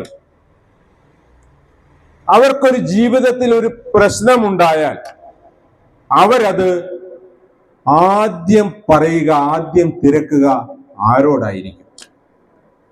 ആരോടായിരിക്കും? അമ്മയോട്. സന്തോഷം. ഇവരെ 2 പേരെയും 2 മുറിയിലേക്ക് മാറ്റി. അമ്മമാരെ ഒരു മുറിയിലേക്ക് മാറ്റി, മക്കളെ ഒരു മുറിയിലേക്ക് മാറ്റി. ഇവർക്ക് ഈ ചോദ്യത്തിന് ഉത്തരം എഴുതി കൊടുക്കുവാനായിട്ട് പേപ്പർ കഷ്ണങ്ങൾ കൊടുത്തു. ഉത്തരം എഴുതി കൊടുത്തു, കളക്ട് ചെയ്തു, സ്വീകരിച്ചു. ഇവർ 2 പേരും ഒന്നിച്ചിരുന്നു. അമ്മമാരുടെ ഉത്തരമായിരുന്നു ആദ്യം പരിശോധിച്ചത്. അമ്മമാരുടെ ഉത്തരം പരിശോധിച്ചപ്പോ എന്റെ മകക്ക്, എല്ലാ അമ്മമാരും എഴുതിയിരുന്നു, എന്റെ മകക്ക് ആദ്യം ഒരു പ്രശ്നമുണ്ടായാൽ അവൾ ആദ്യം തിരക്കുക എന്നോടായിരിക്കും. എല്ലാ അമ്മമാരും എഴുതി. സന്തോഷത്തോടു കൂടി അമ്മമാരെല്ലാം കൂടി കൈയടിച്ച് അത് കഴിഞ്ഞ് നേരെ മക്കളുടെ അടുത്തേക്ക് ഈ ഉത്തരം കളക്ട് ചെയ്തല്ലോ. ഉത്തരം കളക്ട് ചെയ്തു, പരിശോധിച്ചതിൽ 35%, തൃശ്ശൂർ വലിയ സ്കൂളാണ്, സ്കൂളിന്റെ പേര് ഞാൻ പോയി പേപ്പറിൽ വന്ന, 35% കുട്ടികൾ എഴുതിയിരിക്കുന്നു ഞങ്ങൾ അമ്മമാരോട് ചോദിക്കും. 65% കുട്ടികൾ എഴുതിയിരിക്കുന്നു ഞങ്ങൾ ഗൂഗിളിനോട് ചോദിക്കും. കാലം പോയ പോക്കെന്താ? ഞങ്ങൾ ഗൂഗിളിനോട് ചോദിക്കും. അമ്മമാരുടെ വിശ്വാസം തകർന്നു വരും. നമ്മുടെ ജീവിതം, നമ്മൾ ഇന്ന് ഏത് കാലഘട്ടത്തിലാണ് ജീവിക്കുന്നത് മനസ്സിലാക്കണം. നിങ്ങളുടെ പെൺകുഞ്ഞിന് അല്ലെങ്കിൽ നിങ്ങളുടെ ആൺകുഞ്ഞിന് നമ്മൾ തുറന്നു തന്നെ സംസാരിക്കണം. അവന്റെ സ്വകാര്യമായിട്ടുള്ള ഒരു പ്രശ്നമുണ്ടായാൽ, ഒരു ദുഃഖമുണ്ടായാൽ ഇവൻ ആദ്യം ചിന്തിക്കുക, നമ്മൾ ഇന്ന് മനസ്സിലാക്കിയോ, നമ്മുടെ മക്കൾ, എന്റെയും നിങ്ങളുടെയും മക്കൾ ആദ്യം ചിന്തിക്കുക, ഇതെങ്ങനെ വീട്ടിലറിയാതെ സോൾവ് ചെയ്യാം, ഇതെങ്ങനെ വീട്ടിലറിയാതെ സോൾവ് ചെയ്യാം. അതാണ് അവന്റെ ആദ്യ ചിന്ത. അവൻ അതിനു വേണ്ടി തിരക്കുന്നത് ഇതെങ്ങനെ ചെയ്യാം, ഇന്ന അസുഖം വന്നു, ഇന്ന കുഴപ്പം വന്നു, ഏത് മരുന്ന് കഴിക്കാം, ആ മരുന്നിന്റെ സൈഡ് എഫക്ട് എന്ത് നിങ്ങൾക്കറിയത്തില്ല. നിങ്ങൾക്കൊരു ഡോക്ടറെ കാണണം. ഒരു പാരസെറ്റമോൾ ഗുളിക തന്നു കഴിഞ്ഞാൽ ആ പാരസെറ്റമോൾ ഗുളികയ്ക്ക് ഇന്ന കുഴപ്പമുണ്ടെന്ന് നിങ്ങൾക്കറിയത്തില്ല, നമ്മുടെ മക്കൾക്കറിയാം. ഒരു പ്രശ്നം വന്നു കഴിഞ്ഞാൽ അത് പരിഹരിക്കാനായിട്ട് എന്താണ് ചെയ്യേണ്ടത് എന്ന് നമുക്കറിയത്തില്ല. പക്ഷെ ഇന്ന് നമ്മളെ കുട്ടിക്കാലത്ത് അല്ലെങ്കിൽ ഒരു യുവത്വത്തിന്റെ കാലത്തൊക്കെ സിനിമ കാണാൻ കോളേജൊക്കെ കട്ട് ചെയ്ത് പോകും. കോളേജൊക്കെ കട്ട് ചെയ്ത് സിനിമ കാണാൻ പോകുമ്പോൾ ഇന്ന് പിള്ളേരുടെ നമ്മുടെ മക്കളുടെ കയ്യിലുള്ള മൊബൈൽ ഫോൺ എടുത്ത് നോക്കിക്കൂ, അവരുടെ സെർച്ച് ഹിസ്റ്ററി എടുത്ത് നോക്കിക്കൂ, അവരേറ്റവും അധികം കാണുന്നത് കൊറിയൻ സിനിമകളായിരിക്കും. ഭാഷ അറിയണ്ട, മക്കൾക്ക് മനസ്സിലാവും. നമുക്ക് പിടികിട്ടത്തില്ല, ഒന്നും പിടികിട്ടത്തില്ല. എല്ലാവരും വീട്ടിൽ പോയി പരിശോധിച്ചു. ആ കാലഘട്ടത്തിലാണ് നമ്മൾ ജീവിക്കുന്നത്. നമ്മുടെ കാലഘട്ടം നമ്മുടെ കുരുന്നുകൾക്ക് അവരെങ്ങോട്ടാണ് സഞ്ചരിക്കുന്നത് എന്നുള്ള ദിശാബോധം നഷ്ടപ്പെട്ടിരിക്കുന്ന ആളുകളായിട്ടുള്ള കുട്ടികളായി മാറുന്ന ഒരു സാഹചര്യത്തിലാണ്. അതുകൊണ്ടാണ് ആത്മഹത്യ ഏറ്റവും അധികം പെരുകിയിട്ടുള്ളത് നമ്മുടെ ആളുകൾക്ക് ഇടയിലാണ്. കാരണം അടിസ്ഥാനപരമായി ആത്മീയമായിട്ടുള്ള ഒരു വിദ്യാഭ്യാസത്തിന്റെ കുറവ് നമ്മുടെ കുഞ്ഞുങ്ങൾക്കുണ്ട്. ആ ആത്മീയ വിദ്യാഭ്യാസം നൽകുന്നതിന് വേണ്ടിയായിരിക്കണം ധർമ്മ പ്രചാരണ സഭകള്, ധർമ്മ പ്രഭാഷണങ്ങള്, ശാഖയിൽ നടക്കുന്ന സത്സംഗങ്ങളിലെല്ലാം നമുക്ക് ഉപകാരപ്പെടേണ്ടത്. ഒരു വലിയ പ്രഭാഷണം കേട്ടിട്ട് നമ്മളെല്ലാവരും വീട്ടിലേക്ക് പോകും. സാധാരണ സംഭവിക്കാറുള്ളതാണ്. വലിയ പ്രഭാഷണം കേട്ടിട്ട് വീട്ടിലേക്ക് പോയിട്ട് വീട്ടിൽ ചെന്ന് കഴിയുമ്പോൾ വീട്ടിൽ നിന്ന് സ്വാഭാവികമായിട്ടും പ്രഭാഷണം കേൾക്കാൻ വരിക ആരായിരിക്കും? മറിയപ്പള്ളി ശാഖയുടെ അവസ്ഥയല്ല കേട്ടോ. സ്വാഭാവികമായിട്ടും അമ്മമാര് വീട്ടിൽ ചെല്ലുമ്പം വീട്ടിലുള്ള ആൾ ചോദിക്കും, ഇന്ന് എങ്ങനെയുണ്ടായിരുന്നു പരിപാടി? എന്റെ ചേട്ടാ സൂപ്പർ പരിപാടിയായിരുന്നു, അടിപൊളി പ്രഭാഷണം, എന്നെ സാധന പറഞ്ഞെന്നറിയാവോ? എടി എന്നതാടി പറഞ്ഞേ? അതിപ്പോ എന്നാന്ന് ചോദിച്ചു കഴിഞ്ഞാ ചാനല് പോയി. എടി നീ പോയതല്ലേ, സൂപ്പർ പരിപാടിയാണെന്ന് നീ പറഞ്ഞല്ലോ, എന്നാ പറഞ്ഞേ? ചേട്ടാ സംഗതി കേൾക്കേണ്ടതായിരുന്നു, പക്ഷെ എന്നതാന്ന് പോയി. അങ്ങനെ ആകരുത്. സത്സംഗങ്ങൾ അങ്ങനെ ആകരുത്. സത്സംഗങ്ങൾ എങ്ങനെയുള്ളതായിരിക്കണം? നമ്മൾ വീട്ടിൽ ചെല്ലുമ്പോൾ വന്ന് പറഞ്ഞേക്കുന്ന 10ഓ 50ഓ കാര്യങ്ങൾ കാണും. പക്ഷെ 1ഓ 2ഓ 5ഓ 10ഓ കാര്യങ്ങളെങ്കിലും നമുക്ക് സ്ട്രൈക്ക് ചെയ്യണം. അതാണ് ദുൽഖർ സൽമാൻ പറഞ്ഞത്, സ്പാർക്ക് ഉണ്ടാവണം. കേട്ടിട്ടില്ലേ? ആളെ കണ്ടിട്ട് എനിക്കൊരു സ്പാർക്ക് ഉണ്ടായില്ലെന്ന് കേട്ടില്ലേ? നമുക്ക് സ്പാർക്ക് ഉണ്ടാവണം. സ്പാർക്ക് ഉണ്ടാവണമെങ്കിൽ ഞാൻ ആദ്യം പറഞ്ഞ ആ രീതിയിലേക്ക് നമ്മൾ എന്തൊരു കാര്യമാണെങ്കിലും അത് വിഷ്വലൈസ് ചെയ്ത് കൊടുക്കണം. ഒരു പ്രഭാഷണം ആയിക്കൊള്ളട്ടെ, നമ്മൾ എവിടെയെങ്കിലും ഒരു സംഘടനാപരമായിട്ടുള്ള മീറ്റിംഗ് ആയിക്കൊള്ളട്ടെ. ഇപ്പൊ ഒരു കമ്മിറ്റി, ഇപ്പൊ ബഹുമാനപ്പെട്ട മറിയപ്പള്ളി ശാഖയുടെ കമ്മിറ്റി അംഗങ്ങള് ഇപ്പൊ നമ്മൾ പ്രധാനമായിട്ടും നമ്മുടെ പദയാത്ര, അതെത്ര പറഞ്ഞാലും നമ്മുടെ മനസ്സിൽ നിന്ന് തീരാത്തത്രയും ഔന്നത്യങ്ങൾ നിൽക്കുന്നതാണ് നാഗമ്പടം പദയാത്ര എന്ന് പറയുന്നത്. ആ പദയാത്രയെ കുറിച്ചുള്ള ഒരു ചിന്ത ഇവിടെ ഏതോ ഒരു ആള് നമ്മളോട് ഇവിടെ പങ്കുവെക്കുമ്പോ ആ പങ്കുവെച്ച കാര്യം ആ ശാഖയുടെ സെക്രട്ടറി ആയിട്ടുള്ള, ശാഖയുടെ പ്രസിഡന്റ് ആയിട്ടുള്ള, ശാഖയുടെ എക്സിക്യൂട്ടീവ് കമ്മിറ്റി അംഗങ്ങളായിട്ടുള്ള ആളുകൾ അത് വിഷ്വലൈസ് ചെയ്തു. മനസ്സിലായോ? നാഗമ്പടത്തേക്ക് മറിയപ്പള്ളി ശാഖയുടെ ഗുരുദേവ ക്ഷേത്രത്തിൽ നിന്ന് ഇവിടെ ഒരു 100-500 പേര് വന്ന് കൂടുന്നു, ഭക്തജനങ്ങളായിട്ടുള്ള ആളുകൾ കൂടുന്നു. ഇവിടുന്ന് നമ്മൾ ഫ്ലെക്സ് കൊടുക്കുന്നു, ഇവിടെ ഒരു ഉദ്ഘാടന പരിപാടി നടത്തുന്നു. ഇവിടുന്ന് വരിയായിട്ട് നാഗമ്പടത്തേക്ക് നടന്നു പോകുന്ന ആ ഒരു സങ്കല്പം, ആ ഒരു ചിത്രീകരണം അവരുടെ മനസ്സിലുണ്ടായി. ആ മനസ്സിൽ സൃഷ്ടിക്കപ്പെടുന്ന ആ ഒരു നിമിഷമാണ് ഇത് യാഥാർത്ഥ്യമാകുന്നതിന് മുമ്പുള്ള ആദ്യ പടി എന്ന് പറയുന്നത്. ഈ ഒരു സങ്കല്പം നമ്മുടെ മനസ്സിലേക്ക് ഉണ്ടാവണം. നമ്മുടെ കുഞ്ഞുങ്ങളുടെ മനസ്സിലേക്കും ഈ സങ്കല്പമാണ് നമുക്ക് ഉണ്ടാക്കി കൊടുക്കേണ്ടത്. അതിനുവേണ്ടിയാണ് ഞാൻ പറഞ്ഞത് ഉണ്ണി നാണുവിൽ നിന്ന് നമ്മൾ തുടങ്ങണമെന്ന് പറഞ്ഞത്. ഈ ഉണ്ണി നാണുവിനെ കുറിച്ചുള്ള സങ്കല്പം നമ്മൾ ഇങ്ങനെ കൊടുക്കുകയാണ്. അന്ന് ഗുരു ഏറെ പ്രിയങ്കരരായിട്ടുള്ള ഗുരുവിന്റെ മാതാപിതാക്കള് നമുക്ക് എല്ലാവർക്കും അറിയാവുന്ന കഥകളാണ്. ഇതൊന്നും വലിയ ഗഹനമായ ചിന്തോദ്ദീപകമായിട്ടുള്ള വലിയ കാര്യങ്ങളൊന്നുമല്ല ഞാൻ ഇവിടെ നിങ്ങളുടെ മുമ്പിൽ അവതരിപ്പിക്കുന്നത്. ഏറ്റവും ലളിതമായിട്ടുള്ള ഗുരുദേവ കഥകളുടെ ഏറ്റവും ലളിതമായിട്ടുള്ള ഭാഗങ്ങളാണ്. ആ ഭാഗങ്ങൾ നിങ്ങൾ കണ്ടിരുന്ന കാഴ്ചപ്പാടിൽ ഒരു സ്വല്പം വ്യതിയാനം വരുത്തണം. ഒന്ന് ചേഞ്ച് ചെയ്ത് വേണം നിങ്ങൾ ഇനി നാളുകളിൽ നമ്മുടെ കുഞ്ഞുങ്ങളോട് പറഞ്ഞു കൊടുക്കുവാൻ, അല്ലെങ്കിൽ നമ്മുടെ കുടുംബത്തിൽ അവതരിപ്പിക്കാൻ എന്നുള്ള ആ ഒരു രീതി നിങ്ങളിലേക്ക് പരിചയപ്പെടുത്താൻ വേണ്ടി മാത്രമാണ് പറയുന്നത്. ഗുരുവിന്റെ മുമ്പിലായിട്ട് ഗുരുവിന്റെ ഭവനത്തില് പാടനാശാനും കുട്ടിയമ്മയും ഉൾപ്പെടെയുള്ള ആളുകൾ, ഗുരുവിന്റെ അമ്മാവന്മാരായിട്ടുള്ള ആളുകളൊക്കെ ഈശ്വരന്മാർക്ക് വേണ്ടി അല്ലെങ്കിൽ എന്താണ് ഒരു പൂജാ സങ്കല്പത്തിൽ, ഒരു പ്രാർത്ഥനാ സങ്കല്പത്തിൽ നമ്മളൊക്കെ ഇവിടെ നടത്തുമ്പോൾ ഗണപതി ഒരുക്ക് വെക്കാറുണ്ട് അല്ലെ? ആ ഗണപതി ഒരുക്ക് വെക്കാറുള്ള ആ പൂജാദ്രവ്യങ്ങള് ഗുരു എടുത്ത് എന്ത് ചെയ്യുമായിരുന്നു? കഴിക്കുമായിരുന്നു. ഗുരു വന്നിട്ട് എന്താ പറയാറ്? നാം കഴിച്ചാൽ ഭഗവാൻ കഴിച്ചത് മാതിരി. എടാ, ഉറിക്കകത്തുനിന്ന് വെണ്ണ കട്ടെടുക്കുന്ന തിന്നുന്ന ഉണ്ണിക്കണ്ണന്റെ രൂപം നിങ്ങളുടെ മനസ്സിലുണ്ട്. തൂഷനിലയിൽ നിന്നും ശർക്കരയും അവലും വാരി തിന്നുകൊണ്ട് നാം പ്രസാദിച്ചാൽ ഈശ്വരൻ പ്രസാദിച്ചതാണ് എന്ന് പറയുന്ന ഉണ്ണി നാണുവിന്റെ രൂപം നിങ്ങളുടെ കുഞ്ഞുങ്ങളുടെ മനസ്സിലേക്ക് കടത്തിവിടണ്ടേ? കടത്തിവിടുമ്പോ അതിനുണ്ടാകുന്ന ഭാവമാറ്റം എന്തായിരിക്കും? അതുണ്ടാക്കുന്ന സ്പാർക്ക് എന്തായിരിക്കും ആ കുഞ്ഞുങ്ങൾക്ക്? ഇതൊക്കെ 10 വയസ്സിൽ താഴെയുള്ള കുഞ്ഞുങ്ങൾക്ക് കൊടുക്കണം. നമ്മൾ അമ്മമാരാണ് ഇവിടെ ഇരിക്കുന്ന, മാതാപിതാക്കളും സഹോദരിമാരുമാണ് നമ്മൾ ഇവിടെ ഇരിക്കുന്നത്, മുതിർന്നവരാണ് ഇരിക്കുന്നത്. നമ്മുടെ കുഞ്ഞുങ്ങളിലേക്ക്, കാരണം ഒരു 15 കൊല്ലം കഴിയുമ്പോണ്ടല്ലോ ഗുരുസങ്കല്പമായിരിക്കും. ആ ഗുരുസങ്കല്പത്തിലേക്ക് നമ്മുടെ കുഞ്ഞുങ്ങളെ നമ്മൾ കൊണ്ടുചെന്ന് എത്തിച്ചില്ല എങ്കിലുണ്ടല്ലോ നമ്മുടെ കുഞ്ഞുങ്ങൾ തകർന്നു പോകും, തരിപ്പണമായിട്ട് പോകും. സഹോദരയ്യപ്പന്റെ വാക്കുകൾ തകർന്ന് തരിപ്പണമാകട്ടെ, തടസ്സങ്ങൾ എന്നുള്ള വാക്കുകൾ പറയുവാൻ ആളില്ലാതായി പോകും. പറഞ്ഞു മനസ്സിലായോ? ആ ഒരു അവസ്ഥ ഉണ്ടാവാൻ പാടില്ല. ഉയർത്തിക്കൊണ്ടുവരണം, ഇതിന്റെ സങ്കല്പത്തിലേക്ക്, ഗുരുവിലേക്ക് അടുപ്പിച്ചു കൊണ്ടുവരണം.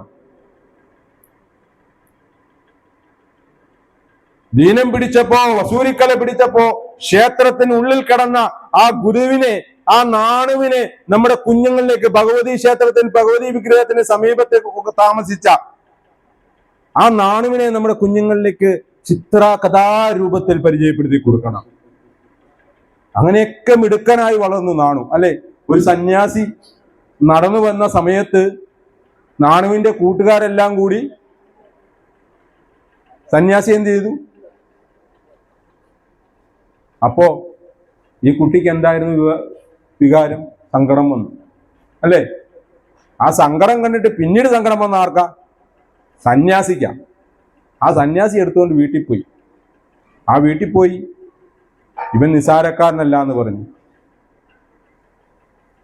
ഉണ്ണിക്കണ്ണന്റെ വാ പിളർന്നു, അല്ല മണ്ണ് വാരി കഴിച്ചുകൊണ്ടിരുന്നപ്പോ ഉണ്ണിക്കണ്ണന്റെ അടുത്തേക്ക് ചെന്ന യശോദാമ വാ തുറന്നു നോക്കിയപ്പോ പ്രപഞ്ചമാണ് വായിക്കാത്തത് അല്ലേ?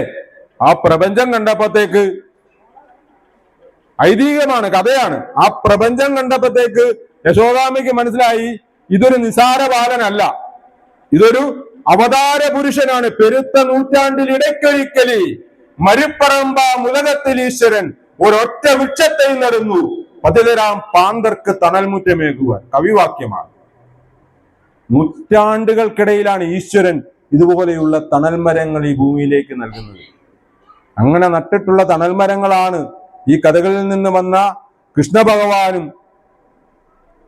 ജീസസ് ക്രൈസ്റ്റും മുത്തുനബിയും ഉൾപ്പെടെയുള്ള അതിന്റെ അവസാന കണ്ണിയിലേക്ക് എത്തപ്പെട്ടിട്ടുള്ള ആ ഭഗവത് തിരുസ്വരൂപമാണ് ശ്രീനാരായണ ഗുരുദേവൻ എന്ന് നമ്മുടെ കുഞ്ഞുങ്ങളിലേക്ക് ഇത്തരത്തിൽ പറഞ്ഞു കൊടുക്കണം.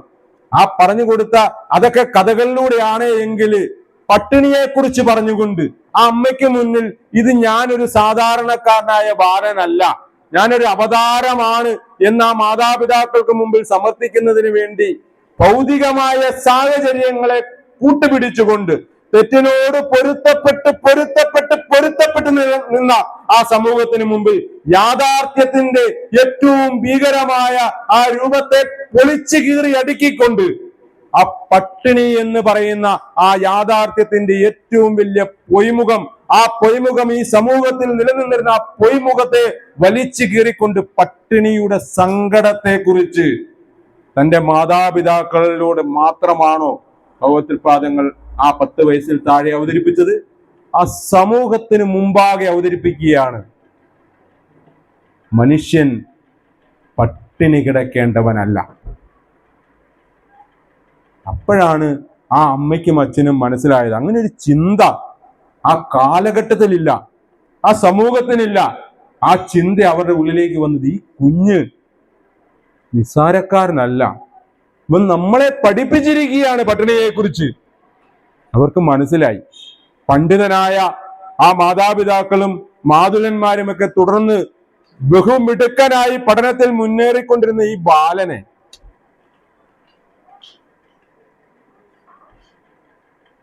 പിന്നീട് എന്താണ് ചെയ്തത്? ഉപരിപഠനത്തിന് അയച്ചു, അല്ലേ? ഇന്നിപ്പോ നമ്മുടെ മക്കളെ നമ്മൾ വായിക്കാറില്ലേ? നമ്മൾ വായിക്കുന്നത് UK, കാനഡ, ജർമ്മനി, അല്ലേ? സ്കോട്ട്ലൻഡ്, ഓസ്ട്രേലിയ എല്ലാവരെയും പഠിപ്പിക്കാനായിട്ട് വിടുക. ഇത് 10 കൊല്ലം മുമ്പാണെങ്കിൽ ബാംഗ്ലൂർ അല്ലെങ്കിൽ ഹൈദരാബാദ് നേഴ്സിങ്ങിനാണെങ്കിൽ നമ്മൾ വിടുക. ശരിക്കും പറഞ്ഞ ചെമ്പഴന്തിയിൽ നിന്നും, തിരുവിതാംകൂറിലെ ചെമ്പഴന്തിയിൽ നിന്നും വാരണാപ്പള്ളിയിലേക്ക് പോകുമ്പോൾ അതും ഇതേ സങ്കല്പം തന്നെയല്ലേ? നമ്മൾ ബാംഗ്ലൂർക്ക് പോകുന്നതിന് തുല്യമല്ലേ? അല്ലെങ്കിൽ ജർമ്മനിക്ക് പോകുന്നതിന് തുല്യമല്ലേ? നമ്മുടെ മക്കളെ അവിടുന്ന് മാടനാശാനും കുട്ടിയമ്മയും ഭഗവാന്റെ അമ്മാവന്മാരും എല്ലാം കൂടെ ചേർന്ന് വാരണപ്പള്ളി തറവാട്ടിലേക്ക് കൊണ്ട് ആക്കുമ്പോൾ, ഇനി അതെല്ലാം പോട്ടെ, വാരണപ്പള്ളി തറവാടെന്നുള്ളത് നമ്മുടെ കുഞ്ഞുങ്ങളുടെ മുമ്പിലേക്ക് അവതരിപ്പിക്കുമ്പോൾ വിദ്യാഭ്യാസ സംവിധാനത്തിൽ കുട്ടികൾക്ക് നിന്ന് പഠിക്കാനുള്ള ആദ്യത്തെ ഹോം സ്റ്റേ ആയിരുന്നു. ഹോം സ്റ്റേയെ കുറിച്ച് നമ്മളെല്ലാം കേട്ടിട്ടില്ലേ, അല്ലേ? ഇതിനു മുമ്പ് മറ്റാരെങ്കിലും കഥകളിലൊക്കെ ഉണ്ടാവാം, മറ്റാരെങ്കിലും ഇത്തരത്തില് ഒരു തറവാട്ടിൽ പോയി നിന്നുകൊണ്ട് ഉപരിപഠനം നടത്തുന്നതായിട്ടുള്ള ചരിത്രരേഖകളുണ്ടോ? ഭഗവാൻ ശ്രീനാരായണ ഗുരുദേവന്റെ ഈ കൗമാര കാലഘട്ടത്തിലേക്ക് കടന്ന് യൗവനത്തിലേക്ക് എത്തുന്നതിന് മുമ്പായിട്ടുള്ള ആ കാലഘട്ടം വാരണപ്പള്ളി തറവാട്ടില് നമുക്കൊന്ന് അതും വിഷ്വലൈസേഷൻ ചെയ്യാം. വാരണപ്പള്ളി തറവാട്ടിൽ ഭഗവത്പാദങ്ങൾ ചെല്ലുകയാണ്. ഭഗവത്പാദങ്ങൾ അവിടെ ഉപരിപഠനത്തിനായി ആ വാരണപ്പള്ളി തറവാട്ടിലെ കുടുംബാംഗങ്ങളോടൊപ്പം സ്നേഹനിധികളായിട്ടുള്ള അവിടുത്തെ മാതാപിതാക്കളോടും ബന്ധുമിത്രാദികളോടും ഒപ്പം കഴിഞ്ഞുകൊണ്ടാണ് കുമ്മമ്പള്ളി രാമപിള്ളി ആശാന്റെ അടുത്തേക്ക് ക്ലാസ്സിലേക്ക് പോകുന്നത്. ബഹുമിടുക്കനാണ്. നമ്മളൊക്കെ കഥകളിലും കാര്യങ്ങളായിട്ടും ഒക്കെ അറിഞ്ഞിട്ടുള്ളത് പോലെ നിറഞ്ഞ പ്രസരിപ്പുള്ള യൗവനത്തിലേക്ക് കടക്കുവാൻ പോകുന്ന അതിപ്രസരിപ്പുള്ള ഏറ്റവും സുന്ദരമായ ഒരു ബാലനായിരുന്നു ശ്രീനാരായണ ഗുരുസ്വാമികളാകുന്നതിന് മുമ്പുള്ള ഈ നാണുഭക്തൻ എന്നുള്ള കാലഘട്ടം കഴിഞ്ഞതിന് ശേഷമുള്ള ഈ കൗമാര കാലഘട്ടത്തിലേക്ക് കടക്കുമ്പോൾ, പിന്നീട് നാണുചട്ടമ്പിയിലേക്ക് കടക്കുന്നതിന് മുമ്പുള്ള ആ പ്രായം എന്ന് പറയുന്നത് അതിസുന്ദരമായ രൂപമായിരുന്നു. ആകാര സൗഷ്ഠവം കൊണ്ടും അറിവ് കൊണ്ടും ജ്ഞാനം കൊണ്ടും പെരുമാറ്റം കൊണ്ടും ഏവരെയും സംപ്രീതമാക്കുന്ന ഒരു ദിവ്യ സ്വരൂപമായിരുന്നു ശ്രീനാരായണ ഗുരുദേവ തൃപാദങ്ങളുടെ ആ ഒരു കൗമാരകാലം എന്ന് പറയുന്നത്. വളരെ പ്രിയങ്കരനായിരുന്നു ഏവർക്കും. അതുകൊണ്ട് തന്നെ കുമ്മമ്പള്ളി രാമപിള്ളി ആശാന്റെ കളരിയിലേക്ക് ഈ ബാലൻ വന്ന് ഫ്രണ്ട് സീറ്റിൽ വന്നിരിക്കുക പതിവായിരുന്നു. ഫ്രണ്ട് സീറ്റിൽ വന്നിരിക്കുക പതിവായി. അപ്പോ കുറച്ചുനാളൊക്കെ കഴിഞ്ഞു കഴിഞ്ഞപ്പോ, വിഷ്വലൈസേഷൻ ചെയ്യാൻ വേണ്ടിയാ കേട്ടോ, നിങ്ങൾ മനസ്സിൽ കണ്ടോണം. കുറച്ചുനാളൊക്കെ കഴിഞ്ഞു കഴിഞ്ഞപ്പോ നമ്മുടെ കൂടെ ഇരിക്കുന്ന കുട്ടികൾക്ക് മനസ്സിലായി, ഇവൻ നമ്മുടെ കൂടെ ഇരിക്കേണ്ട പാർട്ടി അല്ലല്ലോ. മനസ്സിലായി? അപ്പോ അവര് ആശാനോട് പറഞ്ഞു, ആശാനെ, ഫ്രണ്ടില് നല്ല മെത്തയെടുക്കാണ് ഇരിപ്പിടം, അതിന് പിറകില് പുൽപ്പായുണ്ട്, അതിന് പിറകില് മൺതിട്ടയുണ്ട്, അല്ലേ? പല അടുക്കുകളായിട്ടാണ് ഇരിപ്പിടങ്ങൾ ക്രമീകരിച്ചിരിക്കുന്നത്. ആശാനെ, ഈ മെത്ത ആർക്കുള്ളതാണ് ആശാനെ?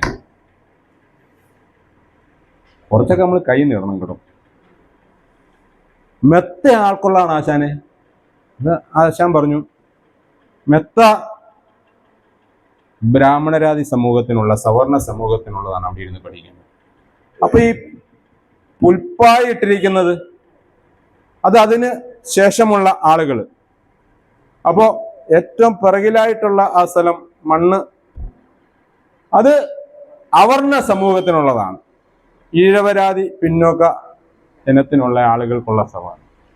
അപ്പൊ ആശാനെ, നാണു ഈ മെത്തയിലാണല്ലോ ഇരിക്കുന്നത്. അപ്പൊ ആശാൻ വളരെ സ്നേഹത്തോടെ, വളരെ സ്നേഹമുള്ള ശിഷ്യനാണ്. നാണു, ഇമ്മാർക്ക് പരാതിയുണ്ട്, നീ മെത്തയിൽ ഇരിക്കുന്നത് ശരിയല്ല, നീ പുറകെ പോയി. ശരി ആശാനെ. തൊട്ടടുത്ത ദിവസവും ക്ലാസ് വരുവാണ്. തൊട്ടടുത്ത ദിവസവും ക്ലാസ് വന്നപ്പം ക്ലാസ് തുടങ്ങുന്ന സമയമായപ്പം നാണു ഫ്രണ്ടിലുണ്ട്, മെത്തയിലുണ്ട്. പിള്ളേർക്ക് മനസ്സിലായി ആശാനോട് പറഞ്ഞിട്ട് കാര്യമില്ല. പിള്ളേര് വീട്ടിൽ ചെന്ന് പറഞ്ഞു. നമ്മളോർക്കും PTA ഇന്നാ തുടങ്ങി. അന്ന് PTA ഉണ്ട്. വീട്ടുകാർ വന്നു, ആശാനോട് പറഞ്ഞു, ആശാനെ ഈ കളി നടക്കിയല്ല ആശാനെ, ഇതിവിടെ നടക്കില്ല, നമ്മുടെ കൊച്ചിങ്ങളുടെ കൂട്ടത്തിൽ ഇരുത്താൻ പറ്റത്തില്ല. നമ്മളങ്ങനെയാണെങ്കിൽ നമ്മുടെ കുട്ടികളെ പഠിക്കാൻ വിടുകയില്ല. ഈ കളി ആശാൻ തുടരുകയാണ് എങ്കിൽ ഞങ്ങളുടെ കുഞ്ഞുങ്ങളെ പഠിക്കുവാൻ വിടുകയില്ല ഈ കളരിയിലേക്ക്. സ്ട്രിക്റ്റ് ആയിട്ട് PTA എന്ന് പറഞ്ഞു. തൊട്ടടുത്ത ദിവസം ക്ലാസ്സിൽ ഇതുപോലെ നാണു ഇതൊന്നും അറിയുന്നില്ല. പതിവ് പോലെ ഉത്സാഹഭരിതനായി. ഇവന്മാർക്കെല്ലാം പറഞ്ഞു കൊടുക്കാൻ, സംശയങ്ങളെല്ലാം തീർക്കാൻ നാണു വേണം. അത് കാരണം ഇവന്മാർക്കൊന്നും മേല, കൂടെയുള്ള കൂട്ടുകാർക്കൊന്നും മേല. ഉത്സാഹഭരിതനായി നാണു വന്ന് ഫ്രണ്ടിലേക്ക് ഇരിക്കുകയാണ്. അന്നേ ദിവസം രാവിലെ PTA-ക്കാർ ഹാജരായി. ആശാനോട് രാവിലെ തന്നെ വളരെ ഗൗരവത്തിൽ ഇത് ഇന്നുകൊണ്ട് അവസാനിപ്പിക്കണം, അല്ലെ പരിപാടി നടക്കില്ല, അല്ലെ ചില കലുഷിതമായിട്ടൊക്കെ പറഞ്ഞിരിക്കുകയാണ്. അപ്പൊ ആശാൻ ചില ഗൗരവത്തോടു കൂടി, എന്നാണോ നിന്നോട് നാം എത്ര തവണയായി പറയുന്നു, നിനക്കുള്ള ഇരിപ്പിടം ഇവിടെയല്ല, നീ നിനക്ക് നിശ്ചയിച്ചിരിക്കുന്ന സ്ഥലത്ത് പോയിരിക്കണം, നീ നിനക്ക് നിശ്ചയിച്ചിരിക്കുന്ന സ്ഥലത്ത് പോയിരിക്കണം. നാണു വളരെ സന്തോഷത്തോടു കൂടി സുസ്മേരവദനായി ചിരിച്ചുകൊണ്ട് എഴുന്നേറ്റ് ആശാനെ തൊഴുതുകൊണ്ട്, കാരണം ആശാന്റെ രൂപവും ഭാവവും ഒക്കെ അന്ന് മാറി. അതിന്റെ തലേന്ന് വരെ നാണു മോനെ നീ പുറകെ പോയിരിക്കുക എന്ന് പറഞ്ഞ ആശാൻ അല്ല, ഇപ്പൊ പറഞ്ഞെന്ന് നാണുവിന് മനസ്സിലായി. പുറകെ പോയിരുന്നു. പുറകെ പോയി ആശാൻ ചൂണ്ടിക്കാണിച്ച സ്ഥലത്ത് പോയി ഇരുന്നു. ഇരുന്നതിന് ശേഷം നാണു ഒന്ന് കൈപൊക്കി. ആശാൻ ഗൗരവത്തോടു കൂടി തന്നെ, ഇനി എന്താണ് നിനക്കുള്ളത്? എഴുന്നേറ്റ് നിന്ന് തൊഴുതുകൊണ്ട് ആശാനോട് ചോദിച്ചു, ആശാനെ, ആശാൻ പറഞ്ഞതുപോലെ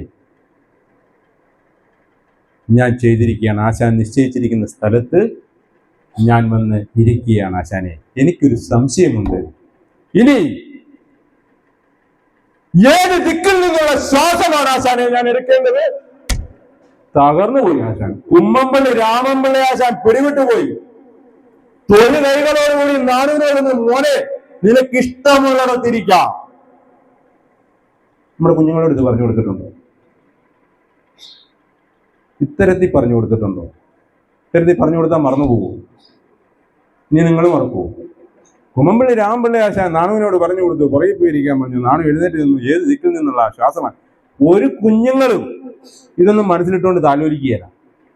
മനസ്സിലിട്ട് ശ്രീനാരായണ ഗുരുദേവ കഥകൾ, ചരിത്ര സത്യങ്ങൾ താലോലിക്കുന്ന അവസ്ഥയിലേക്ക് നമ്മുടെ കുഞ്ഞുങ്ങളെ കൊണ്ട് ചെന്ന് എത്തിക്കണം.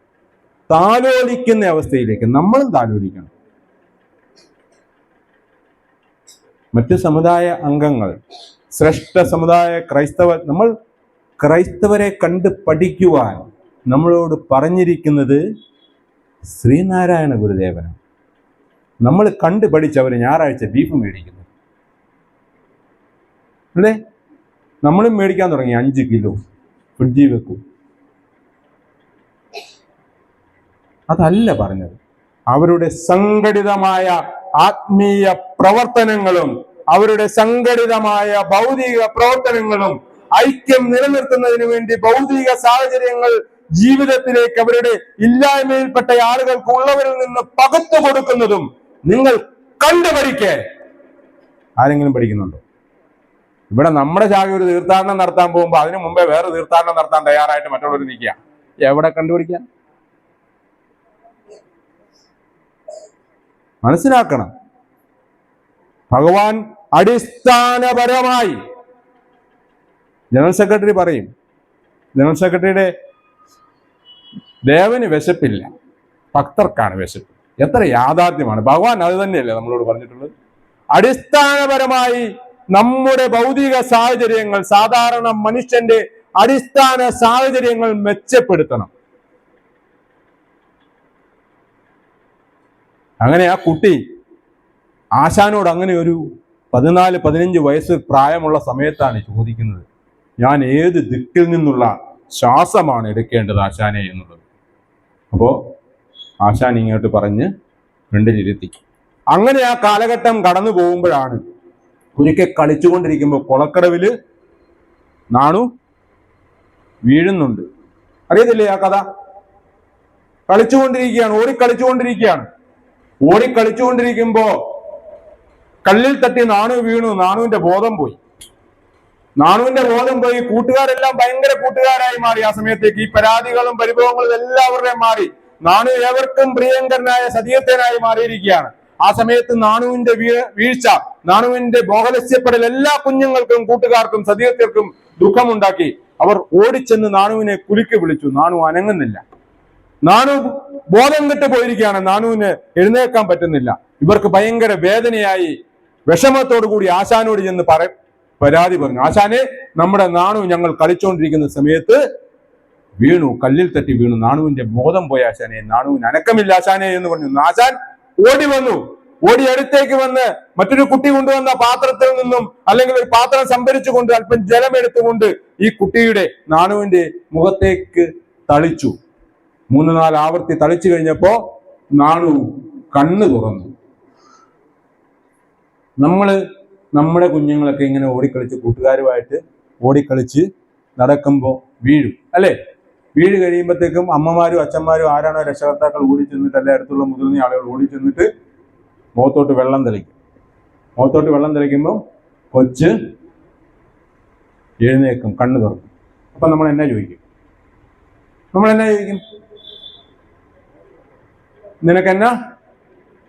നിനക്കെന്നാ പറ്റിയെന്ന് ചോദിക്കും.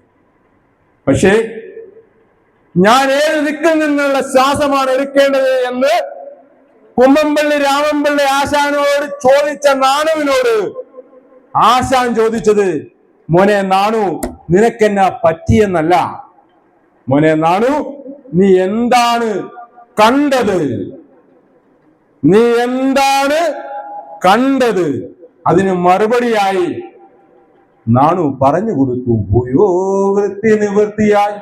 എന്തുവാ ആശാനെ? ഞാൻ കണ്ടത് മായാ മൂടുപടത്തിൽ നിന്നും ലോകത്തെ പരിരക്ഷിക്കുന്ന ശ്രീകൃഷ്ണ ഭഗവാനെയാണ് ഞാൻ കണ്ടത്. ഭഗവാനുമായിട്ട് ഓടിക്കളിച്ചുകൊണ്ടിരിക്കുകയാണ്. അതിനും മുമ്പ് വരെ കണ്ട ശ്രീകൃഷ്ണന് 16,008 ഭാര്യമാരുണ്ടായിരുന്ന അമ്മാവനെ കൊന്ന ശ്രീകൃഷ്ണനായിരുന്നു. പക്ഷേ നാണു ഇതാ തന്റെ 16ാമത്തെ വയസ്സിൽ ഒരു ദിവ്യ ശ്രീകൃഷ്ണ സ്വരൂപം പരിചയപ്പെടുത്തി കൊടുക്കുന്നു. പറഞ്ഞു കൊടുക്കണ്ടേ നമ്മുടെ കുഞ്ഞുങ്ങൾക്ക്? വേണം. ഇങ്ങനെ പറഞ്ഞു കൊടുത്താൽ തെറ്റുണ്ടോ? പോരാ. തെറ്റുണ്ടോ? അങ്ങനെ പറ. അവിടെ നിന്നും അനക്കമില്ല. അപ്പോ ഇത്തരത്തിൽ വേണം നമ്മൾ കാര്യങ്ങള് അപഗ്രഥിച്ച് പഠനം നടത്തി വാദിക്കാനും. ഇതൊന്നും വാദിക്കാനും ജയിക്കാനും അല്ല കേട്ടോ, അറിയാനും അറിയിക്കാനും വേണ്ടി മാത്രമാണ്. അറിയിക്കേണ്ടത് ആരുടെ ഉത്തരവാദിത്ത? നമ്മുടെ ഉത്തരവാദിത്ത. വേറെ ആരും അറിയിക്കത്തില്ല പ്രിയപ്പെട്ടവരെ, വേറെ ആരും അറിയിക്കത്തില്ല. ഗുരുവിനെ മറച്ചു പിടിക്കുവാനായിട്ട് മറ്റുള്ള ആളുകൾ ശ്രമിക്കും തോറും ഗുരുവിനെ തെളിച്ചു കാണിക്കുവാൻ നമ്മൾ അഹോരാത്രം പണിപ്പെടണം. കാരണം ഗുരുവാണ് സത്യം. ഞാൻ മുമ്പ് പറഞ്ഞല്ലോ, ഒരു ആയുധം കയ്യിലില്ലാത്ത ദേവതാ സങ്കല്പമുണ്ട് എങ്കിൽ നിങ്ങൾ ചിന്തിച്ചു നോക്കിക്കൂ. ഒരു വിഗ്രഹ സങ്കല്പമുണ്ട് എങ്കിൽ എല്ലാ ഏത് സമുദായത്തിലും ഏത് വിഭാഗത്തിലും ആയിക്കൊള്ളട്ടെ, ഒരു ദേവതാ സങ്കല്പത്തിന് ആയുധത്തിന്റെ ഒരംശം പോലും സമീപത്ത് പോലും ഇല്ലാതിരിക്കുന്നുണ്ട് എങ്കിൽ അത് ശ്രീനാരായണ ഗുരുദേവ സങ്കല്പത്തിൽ മാത്രമാണ്. അല്ലേ? ആണോ? ഇത് പിന്നെ സമ്മതിക്കാൻ ഞാൻ മടി. ചിന്തിച്ചു നോക്കണം. ഇത് നമ്മൾ ആളുകളോട് പരിചയപ്പെടാം. നിങ്ങൾ ശ്രീനാരായണ ഗുരുദേവൻ ആരാണ് എന്ന് മറ്റുള്ള ഒരു സമുദായത്തിലെ ഒരാള് അല്ലെ ഇതര വിശ്വാസിയായിട്ടുള്ള ഒരാളോട് നമ്മളോട് ചോദിക്കുമ്പോ അത് SNDP കാരുടെ നാരായണ ഗുരുസ്വാമി എന്നല്ല പറയേണ്ടത്. നമ്മൾ പറഞ്ഞു കൊടുക്കണം, ഒരായുധ സങ്കല്പം സമീപത്ത് പോലും ഇല്ലാത്ത ഒരു വിഗ്രഹ മൂർത്തി ഉണ്ടെങ്കിൽ അത് ശ്രീനാരായണ ഗുരുദേവനാണെന്ന് പറഞ്ഞു കൊടുത്തേ. അപ്പൊ അവര് വീട്ടിൽ അന്നേരം ഒന്നും മിണ്ടത്തില്ല, വീട്ടിൽ ചെന്ന് ചിന്തിക്കും, എടാ നമ്മുടെ ആരാധിക്കുന്നതിനും ഉണ്ടല്ലോ വ്യാളിയുടെ അകത്തോട്ട് കുത്തുന്ന ഒരു കുന്തവുമായിട്ട് നിൽക്കുന്ന ആള്.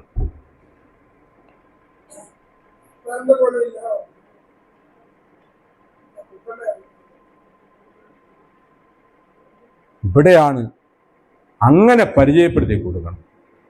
ചിന്തിക്കണം, മറ്റുള്ളവരിലേക്ക് നമ്മൾ എത്തിച്ചു കൊടുക്കണം. അങ്ങനെ ഗുരുവിന്റെ 12 മണിയായി. എത്ര മണിയല്ലേ?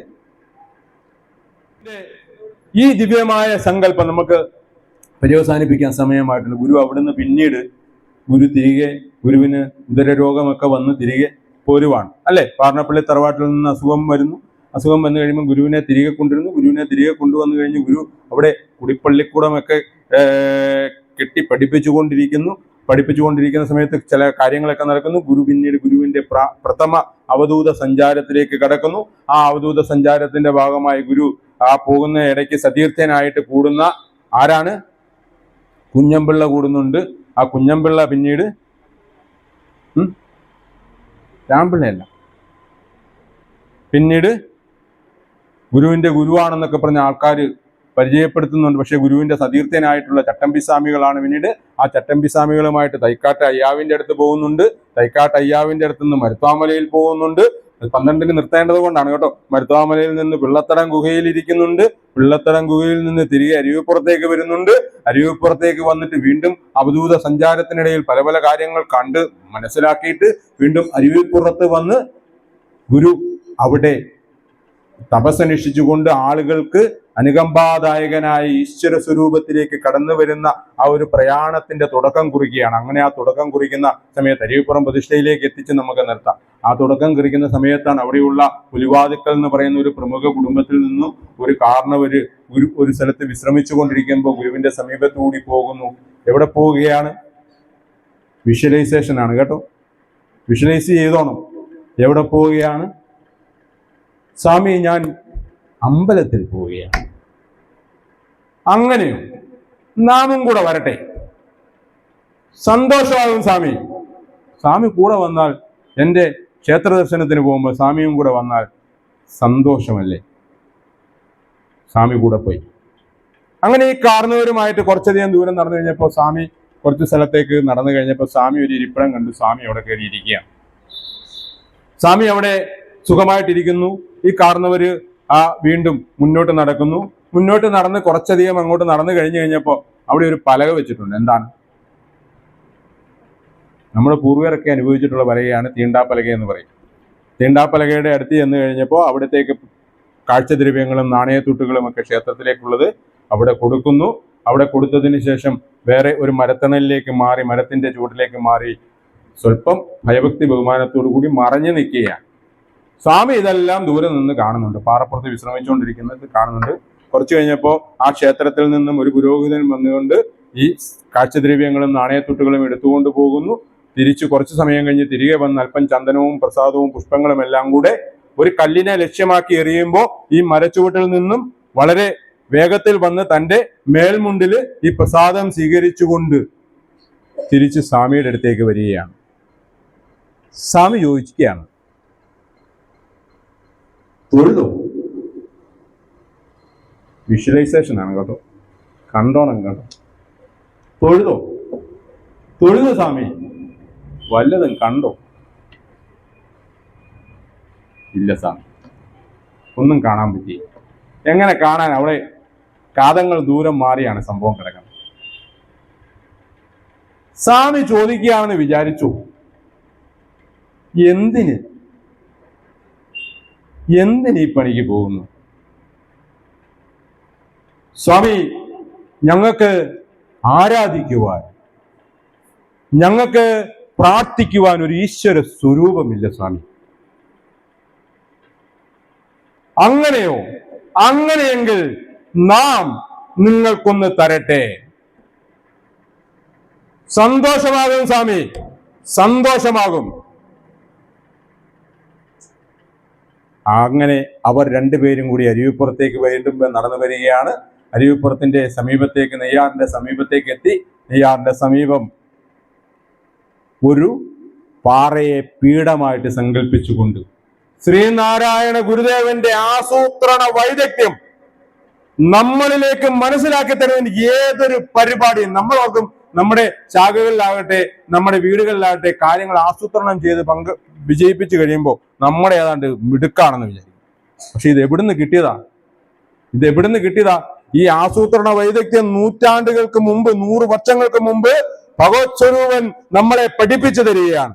അരുവിപ്പുറത്തെ ഒരു പാറയെ പീഠമാക്കി സങ്കല്പിച്ചുകൊണ്ട് ശിവരാത്രി നാളിൽ പ്രതിഷ്ഠാ നിർവഹണത്തിനുള്ള കാര്യങ്ങൾ കുറിച്ചുകൊണ്ട് ആ പാറയ്ക്ക് ചുറ്റും, ആ പാറപ്പുറത്തിന് ചുറ്റുമായിട്ട് കുരുത്തോലകളും നാഗസ്വരങ്ങളും ഏർപ്പാട് ചെയ്തുകൊണ്ട് പഞ്ചാക്ഷരി മന്ത്രങ്ങൾ മുഖരിതമായ അന്തരീക്ഷം സൃഷ്ടിച്ചുകൊണ്ട് അന്നേ ദിവസം ആ ശിവരാത്രി നാളില് അർദ്ധരാത്രിയോടനുബന്ധിച്ച് ഭഗവാൻ എവിടെ മുങ്ങുന്നത്? നെയ്യാറിലെ ശങ്കരൻ കുഴിയിൽ മുങ്ങുന്നത്. ആർത്തിരമ്പി വരുന്ന നെയ്യാർ. ഏത് മാസാ? കുംഭമാസത്തിൽ എവിടെയെങ്കിലും ആർത്തിരമ്പി നെയ്യാർ വരുമോ? ഇത് കുംഭമാസം അല്ലേ? ഭഗവാൻ ഭക്തിയും യുക്തിയും സമമായിട്ട് ചേർത്താണ്. നമ്മൾ ചിന്തിക്കണം. അന്ധവിശ്വാസങ്ങളിലേക്ക് ഭക്തിയും യുക്തിയും സമമായിട്ട് ചേർക്കണം. നെയ്യാറിന്റെ ശങ്കരൻ കുഴി എന്ന് പറയുന്ന അതീവ ഗർത്തത്തിലേക്ക് ഭഗവാൻ ഊളിയിട്ടിറങ്ങി അവിടെ നിന്നും മറ്റൊരു ശിലാഖണ്ഡത്തെ ഉയർത്തിയെടുത്തുകൊണ്ട് വന്നുകൊണ്ട് ഈ അരുവിപ്പുറത്തെ പാറപ്പുറത്തേക്ക് വെക്കുന്ന സമയത്ത് ആ വേളയില് അതിഭയങ്കരമായ ഒരു കാന്തിക പ്രസരണവും പ്രകാശവും അവിടെ ഉണ്ടായി. ശിവലിംഗദാസ സ്വാമികൾ ഓം ബ്രഹ്മണേ മൂർത്തിമതേ സിദാനാം ശുദ്ധിഭേദവേ അവിടെയാണ് ആരംഭിച്ചത്, അല്ലെ? ആർക്കും ഒന്നും കാണാൻ പറ്റിയില്ല. 139 വർഷമായി. ഭഗവാന് പ്രായം എത്രയുണ്ട്? 32 വയസ്സ്. എന്തേ? നിറഞ്ഞ യൗവനത്തിലുള്ള ഭഗവാന്റെ തിരുസ്വരൂപം നിങ്ങളുടെ ആരുടെയെങ്കിലും മനസ്സിൽ ഇതിനു മുമ്പായിട്ട് ഉണ്ടെങ്കിൽ അവർ കൈപൊക്കാം. എന്തേ ഇല്ലാതെ പോയത്? 32ാമത്തെ വയസ്സിൽ 139 വർഷമായി ഈ കഴിഞ്ഞ ശിവരാത്രി നാളിൽ ലോക അത്ഭുതങ്ങളിൽ പറയേണ്ടതല്ലേ? 1000 ഡിഗ്രി സെൽഷ്യസ് വേണമെന്നാണ് സയൻസ് പറയുന്നത്. ഏതാ? 2 കല്ലുകൾ ഉരുകിച്ചേരണമെങ്കിൽ. തന്റെ കണ്ണീരിനാൽ പാരിൽ ധർമ്മം പുലർത്താൻ യദുകുലെ പണ്ടെന്ന പോൽ ഈഴവന്മാരിൽ സ്വാമി പിറന്ന നാൾ ഏവർക്കും ഓണമഹോത്സവം. യദുകുലത്തിൽ ധർമ്മം പുലർത്തുന്നതിന് വേണ്ടി യദുകുലത്തിൽ ശ്രീകൃഷ്ണൻ അവതരിപ്പിച്ചതുപോലെ ഈഴവന്മാരിൽ ഇതാ ഒരു സ്വാമി പിറന്നിരിക്കുകയാണ്.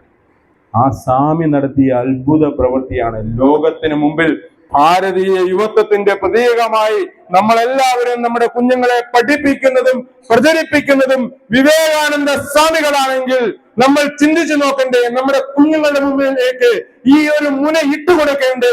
ലോക യുവത്വത്തിന്റെ പ്രതീകമായി മാറണ്ടേ? 32ാമത്തെ വയസ്സിൽ 2 ശിലകളെ ഒന്നിച്ചു ചേർത്ത ആ തിരു അവതാര പുരുഷൻ 139 വർഷമായിട്ട് ഇന്നും പിളരാതെ അടർത്തി മാറ്റാൻ കഴിയാതെ ആ ശിലകൾ അവിടെ നിൽക്കുന്നുണ്ട് എങ്കിൽ എന്റെ ലോകാത്ഭുതങ്ങളിൽ ഒന്നായി മാറുവാൻ അരുവിപ്പുറം പ്രതിഷ്ഠയ്ക്ക് കഴിഞ്ഞിട്ടില്ല. പ്രചരണത്തിന്റെ കുറവ്, അറിവില്ലായ്മയുടെ കുറവ്. നമ്മൾ അറിഞ്ഞിട്ട് വേണ്ടേ നമ്മൾ പ്രചരിപ്പിക്കാൻ? ശരിയാണോ? പ്രിയപ്പെട്ടവരെ, സമയം അതിക്രമിച്ചത് കൊണ്ട് അരുവിപ്പുറം പ്രതിഷ്ഠ നടത്തി ഭഗവാന്റെ ആ ദിവ്യ സ്വരൂപത്തെ ഇത്തരം ഒരു വേറിട്ട ആംഗിളിലൂടെ നിങ്ങളുടെ ഉള്ളിലേക്ക് അല്പമെങ്കിലും വീട്ടിൽ ചെല്ലുമ്പം പറയുമോ, ഇന്ന് എന്നാ പറഞ്ഞെന്ന് എനിക്കറിയാൻ മേലെന്ന് പറയോ? ആരെങ്കിലും പറയോ? ആരെങ്കിലും ചോദിക്കൂ, വീട്ടുകാരൊക്കെ ചോദിക്കൂ. നമ്മുടെ മക്കളോട് പറഞ്ഞു കൊടുക്കണം, നമ്മുടെ അടുത്തുള്ള ആളുകളോട് പറഞ്ഞു കൊടുക്കണം, നമ്മുടെ അയൽക്കാരോട് പറഞ്ഞു കൊടുക്കണം. ശ്രീനാരായണ ഗുരുദേവനെ നമ്മൾ അവതരിപ്പിക്കേണ്ടത് വ്യത്യസ്തമായ ഇത്തരം ആംഗിളിലൂടെയാണ് എങ്കിൽ പ്രിയപ്പെട്ടവരെ നമ്മുടെ കുഞ്ഞുങ്ങളുടെ മനസ്സിൽ അത് സുവർണ ശോഭയോടുകൂടി അവരുടെ ജീവിത അന്ത്യകാലം വരെയും ശോഭിച്ചു കൊണ്ടിരിക്കും. അങ്ങനെ ശോഭിക്കുന്ന ഒരു കുഞ്ഞും വഴിതെറ്റി പോവുകയില്ല എന്നുള്ളത് 26 നമ്പർ മറിയപ്പള്ളി ശാഖയുടെ ഈ പുണ്യഭൂമിയിൽ വെച്ച് ഭഗവാൻ ശ്രീനാരായണ ഗുരുദേവന്റെ ദിവ്യമായ അനുഗ്രഹ സാന്നിധ്യത്താൽ ഇവിടെ ഉറപ്പായിട്ടും നമുക്ക് നടത്തിയെടുക്കാമെന്ന് ഉറച്ച വിശ്വാസത്തോടു കൂടി ഇത്രയും നേരം എന്നെ കേട്ട നിങ്ങൾക്കെല്ലാവർക്കും ഗുരുവിന്റെ ദിവ്യമായ അനുഗ്രഹം ഈ കുംഭമാസത്തിലെ ചതയം നാൾ ധാരാളമായി പ്രവഹിക്കട്ടെ. ഒരിക്കൽ കൂടി ഈ പുണ്യ പദയാത്ര, നാഗമ്പടം തീർത്ഥാടന പദയാത്ര നടത്തിയ മറിയപ്പള്ളി 26 നമ്പർ ശാഖയുടെ ഭരണകർത്താക്കളുടെ ആ ദീർഘമായ വീക്ഷണ കാഴ്ചപ്പാടിനെ അങ്ങേയറ്റം പ്രശംസിച്ചുകൊണ്ട് അതിന്റെ ഭാഗമാകുവാനായിട്ട് ഈ ഉള്ളവൻ ഈ മണ്ണിൽ, ഈ പുണ്യഭൂമിയിൽ അന്നേ ദിവസം വന്നു നിൽക്കുവാനായിട്ട് സാഹചര്യം സൃഷ്ടിക്കപ്പെട്ടത് ഗുരുവിന്റെ ദിവ്യമായ അനുഗ്രഹമാണ് എന്നുള്ള ഉൾബോധത്തോടുകൂടി നിങ്ങൾക്കെല്ലാവർക്കും നന്ദി പറഞ്ഞുകൊണ്ട് നിർത്തുന്നു. നന്ദി, നമസ്തേ. ശ്രീനാരായണ ധർമ്മം വിജയിക്കട്ടെ.